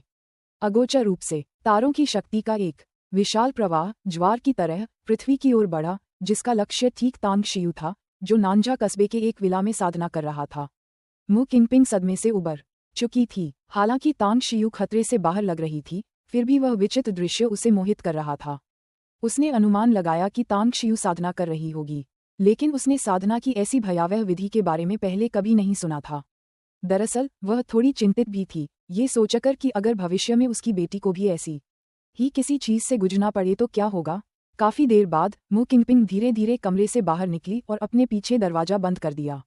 भंडारगृह के अंदर तांग शियू ने अपनी साधना की मुद्रा बनाए रखी और चारों दिशाओं से उमड़ रही तारा शक्ति को तेजी से अवशोषित किया। जैसे जैसे तारा शक्ति प्रवाहित होती गई, उसके दांतियान में मौजूद 9 तारे लगातार फैलते गए, यहाँ तक कि उसका दांतियान बेतहाशा खींचता चला गया। डांटियन दीवार पर दिखाई देने वाली बारीक दरारों को तब तारों की शक्ति से भरा, मरम्मत किया और पोषित किया गया। बूम बूम, जैसे ही तांग शियू ने गहन साधना में प्रवेश किया, उसके दांतियान में मौजूद 9 तारे अपनी अधिकतम सीमा तक फूलते हुए प्रतीत हुए। जैसे ही चारों दिशाओं में एक हिंसक आभा फैली, तांग शियू की दृष्टि धुंधली हो गई और एक अभूतपूर्व दर्द ने उसे लगभग चीखने पर मजबूर कर दिया। उसकी चेतना चट्टान की तरह दृढ़ थी, हालांकि दर्द ने उसे पूरी तरह से जकड़ लिया था, फिर भी उसके विकृत चेहरे पर एक जंगली खुशी का भाव दिखाई दिया। अपनी चेतना के माध्यम से उसने स्पष्ट रूप से देखा कि उसके दांतियान में मौजूद 9 तारे 18 में परिवर्तित हो गए थे। ये 18 तारे कोमल प्रकाश से जगमगा रहे थे, इनका आकार लगभग पहले जैसा ही था। तांग शियू को सबसे ज्यादा आश्चर्य इस बात पर हुआ कि उसके शरीर में मौजूद तारा शक्ति, जो पहले अपनी सीमा तक पहुंच चुकी थी, अब बहुत कम हो गई थी, लेकिन तारा शक्ति को धारण करने में सक्षम उसके दांतियान में स्थान 10 गुना से अधिक बढ़ गया था। क्या ये त्वचा को नियंत्रित करने वाला क्षेत्र है? तांग शियू ने धीरे धीरे अपनी आंखें खोलीं। जैसे ही 2 चमकदार रोशनी उसकी नजरों से ओझल हुईं, उसके शरीर पर जमी मोटी पपड़ी मकड़ी के जाले की तरह फट गई। शरीर के झटके से उसके शरीर पर पपड़ी के टुकड़े जमीन पर गिर गए। उसने अपनी मुट्ठी भींच ली और वार किया। तांग शियू ने अपनी मुट्ठी से हवा के विस्फोट की आवाज स्पष्ट रूप से सुनी। 20,000 जिन। तांग शियू के चेहरे पर संतुष्टि का भाव और भी गहरा होता गया। अपनी साधना में वृद्धि के साथ साथ उनकी शारीरिक शक्ति में भी कई गुना वृद्धि हुई और उनकी सामर्थ्य में भी कई गुना वृद्धि हुई। अब उसे यह विश्वास हो गया था कि अगर उसका सामना फिर से मानव अंगों की तस्करी करने वाले उन ए ग्रेड अपराधियों से हुआ, तो भले ही वे हथियारों से लैस हों, वह उन्हें सीधे मुकाबले में ही मार गिरा सकता है। ची शोधन के स्तर पर वह एक साधारण व्यक्ति की तुलना में केवल थोड़ा ही अधिक शक्तिशाली था। त्वचा संयम के स्तर तक पहुंचने पर उसके पास वास्तव में स्वयं की रक्षा करने की क्षमता आ गई, यहाँ तक कि अगर उसका सामना मार्शल आर्ट के महान उस्तादों से भी होता, तो वह उन्हें हरा सकता था। अब जबकि मैंने त्वचा संयम के क्षेत्र में प्रवेश कर लिया है, अगला कदम लगन से साधना करना और अपने दांतियान में तारा शक्ति को शीघ्रता से पुनः भर देना है। तब तक मैं त्वचा को नियंत्रित करने के क्षेत्र के शिखर को प्रभावित करने का प्रयास कर सकता हूँ। अगर मैं अस्थि शोधन के स्तर तक पहुँच जाऊँ, तो मेरे दांतियान में तारों की संख्या 36 तक पहुँच सकती है और मेरी शक्ति निश्चित रूप से और भी अधिक बढ़ जाएगी। तांग शियू ने अपने कपड़े पहने और स्टोर रूम में बिखरी हुई चीजों को ठीक किए बिना वह जल्दी से विला में प्रवेश कर गया। साधना के दौरान क्योंकि उसका शरीर मजबूत हुआ और अशुद्धियां दूर हो गईं, भले ही वे पपड़ी बनकर झड़ गई हों, फिर भी दुर्गंध बनी रही। इसलिए वह जल्दी से बाथरूम में गया और साबुन और शॉवर जेल से कई बार अच्छी तरह से धोया, जब तक कि सारी गंध दूर नहीं हो गई। एक ताज़ा स्नान करने और साफ कपड़े पहनने के बाद तांग शियू स्फूर्ति महसूस करते हुए बैठक कक्ष में आए। सोफे पर मु किंगपिंग को सोच में डूबा देखकर तांग शियू ने पूछा, क्या मैंने पूरी रात साधना की? मुझे अब थोड़ी भूख लग रही है, क्या आप मेरे लिए कुछ खाने को बना सकते हैं? मु किंगपिंग अभी बैठक कक्ष में बैठी ही थी कि अचानक उसे तांग शियू के शब्द सुनाई दिए। वह अचानक सोफे से उछल पड़ी, उसकी आंखों में डर की झलक थी और वह तांग शियू को देख रही थी। जब उसने देखा कि तांग शियू पहले जैसा ही है, बस उसकी त्वचा थोड़ी अधिक सफेद लग रही थी, तो वह रुक गई। तुम्हारा शरीर, मु किंगपिंग ने फुसफुसाते हुए अपने होंठ कुछ बार हिलाए। तांग शियू स्तब्ध रह गया, फिर उसे टूटे हुए चीनी मिट्टी के कटोरे और फर्श पर पड़े सूखे जमे हुए भोजन की याद आई, जिसे उसने भंडारगृह से निकलते समय साफ नहीं किया था। उसने तुरंत आश्चर्य से पूछा, तुम भंडारगृह गए थे? आपने मुझे खेती करते देखा? मु किंगपिंग ने जल्दी से कहा, मेरा इरादा तो आपके लिए देर रात का नाश्ता लाने का था, लेकिन मुझे उम्मीद नहीं थी कि आप साधना कर रहे होंगे और उस समय आपका शरीर। तांग शियू ने खुद के नग्न अवस्था में साधना करने के उस दृश्य के बारे में सोचा, जिसे मु किंगपिंग ने पूरी तरह से देखा था। उसके चेहरे पर तुरंत शर्मिंदगी के भाव दिखाई दिए। उसने अपना सिर उठाया और माथे को रगड़ते हुए एक व्यंग्यात्मक मुस्कान दी। मेरा शरीर ठीक है और पहले से भी बेहतर है। क्या आप मेरे लिए कुछ खाने को बना सकते हैं? मैं वास्तव में भूखा हूँ। मु किंगपिंग ने झट से कहा। ठीक है, मैं अभी आपके लिए खाना बनाने जाती हूँ। आप 3 दिनों से खेती कर रहे हैं, तो आपको भूख कैसे नहीं लगेगी? तांग शियू ने आश्चर्य से कहा। क्या आपने कहा कि मैंने 3 दिन तक साधना की? मु किंगपिंग ने सिर हिलाकर कहा। हाँ, आप 3 दिन और 4 रातों से भंडारगृह में खेती कर रहे हैं। मुझे पहले लगा था कि खेती करना आसान है, लेकिन मुझे इतनी देर लगने की उम्मीद नहीं थी। तांग शियू के होंठ कुछ बार फड़फड़ाए और वह अनिच्छा से सोफे की ओर चला और बैठ गया। उसने शुरू में सोचा था कि गोल्डन बेल लिक्विड तैयार करने और अपनी साधना में सफलता प्राप्त करने में अधिकतम 2 दिन लगेंगे, लेकिन उसे यह उम्मीद नहीं थी कि इसमें पूरे 3 दिन और 4 रातें लगेंगी।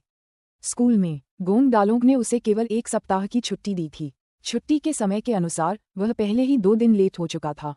जब मैं वापस स्कूल जाऊंगा तो शायद मुझे हान कीगू से कड़ी डांट पड़ेगी, है ना? तांग शियू ने मन ही मन कड़वी मुस्कान बिखेरी। अचानक मु किंगपिंग, जो अभी रसोई में दाखिल हुई थी, एप्रन पहने हुए बाहर आए और तांग शियू की ओर देखकर बोली, डॉक्टर तांग, जब आप साधना कर रहे थे, मैं आपके कमरे की सफाई करने गई थी और संयोग से मैंने आपके फ़ोन की घंटी लगातार बजते हुए सुनी। पिछले 2 दिनों से मैंने देखा है कि यह हर दिन दर्जनों बार बजता है। मुझे पता है। तांग शियू अचंभित रह गई, फिर तुरंत सोफे से कूदी और सीढ़ियों की ओर दौड़ पड़ी। अपने बेडरूम में लौटने के बाद उसने अपना फ़ोन उठाया और स्क्रीन पर देखा, जिस पर 100 से अधिक मिस्ड कॉल और दर्जनों अपठित संदेश दिखाई दे रहे थे। उसके होंठ कुछ बार हिंसक रूप से फड़फड़ाए और उसकी आंखों में बेबसी छाई हुई थी। सोचने की कोई जरूरत नहीं, इन 100 से अधिक मिस्ड कॉलों में हान कीगू की कॉल भी जरूर होगी।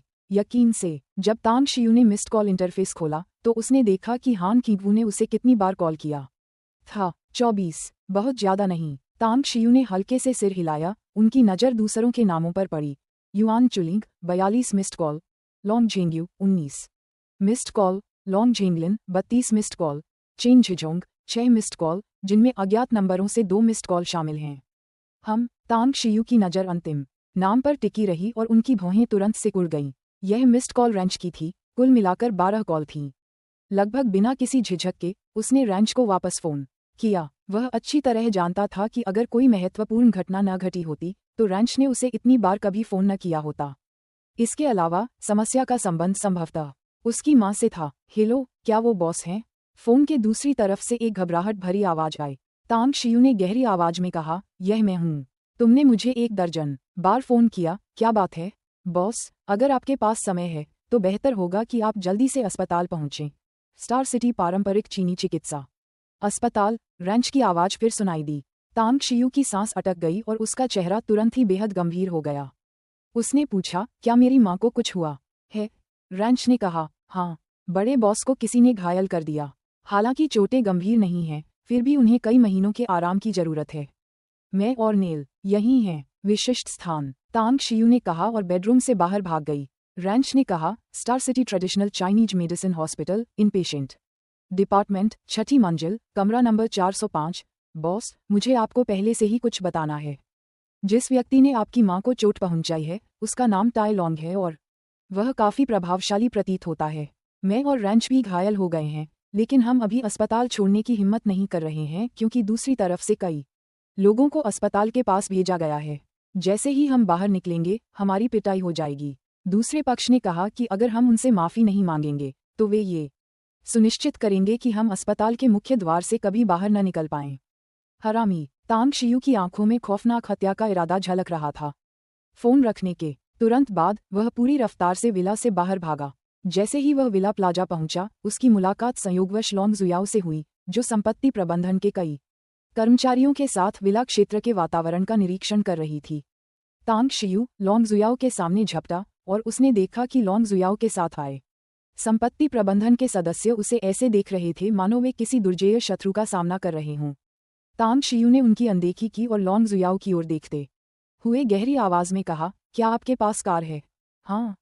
लॉन्ग जुयाओ ने गंभीर चेहरे वाले तांग शियू को देखा। उसके दिल में एक अजीब सी भावना उमड़ रही थी, लेकिन फिर भी उसने ईमानदारी से जवाब दिया, तांग शियू ने कहा, मुझे तुरंत star city traditional Chinese medicine hospital ले चलो, मुझे एक अत्यावश्यक काम है। ठीक है। लॉन्ग जुयाओ एक पल के लिए हिचकिचाई लेकिन फिर भी सहमति में सिर हिलाया। उसने साथ आए कर्मचारियों की ओर देखा और कहा, चलिए आज यहीं रुकते हैं, हम किसी और दिन अनसुलझे मुद्दों पर चर्चा कर सकते हैं। आप सब अपना अपना काम करते रहिए। इतना कहकर वह मुड़ी और प्रॉपर्टी मैनेजमेंट ऑफिस के पार्किंग लॉट की ओर चल पड़ी। कुछ ही देर में वह तांग शियू को एक सफ़ेद BMW कार में ले गई। कार का दरवाजा खोलने के बाद उसने तांग शियू की ओर देखा और पूछा, आप गाड़ी चलाएंगे या मैं?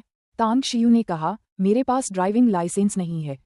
लॉन्ग जुयाओ ने तांग शियू को एक अजीब नज़र दी।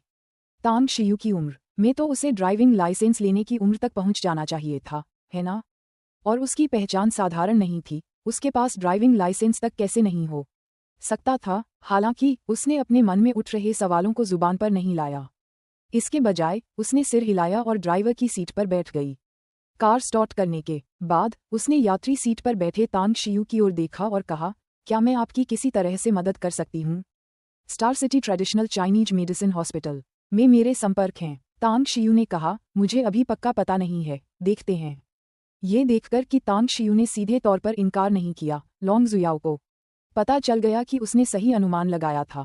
तांग शियू का star city traditional Chinese medicine hospital में कोई ऐसा व्यक्ति जरूर था जिसकी उसे परवाह थी, और वह संभवतः बीमार या घायल था।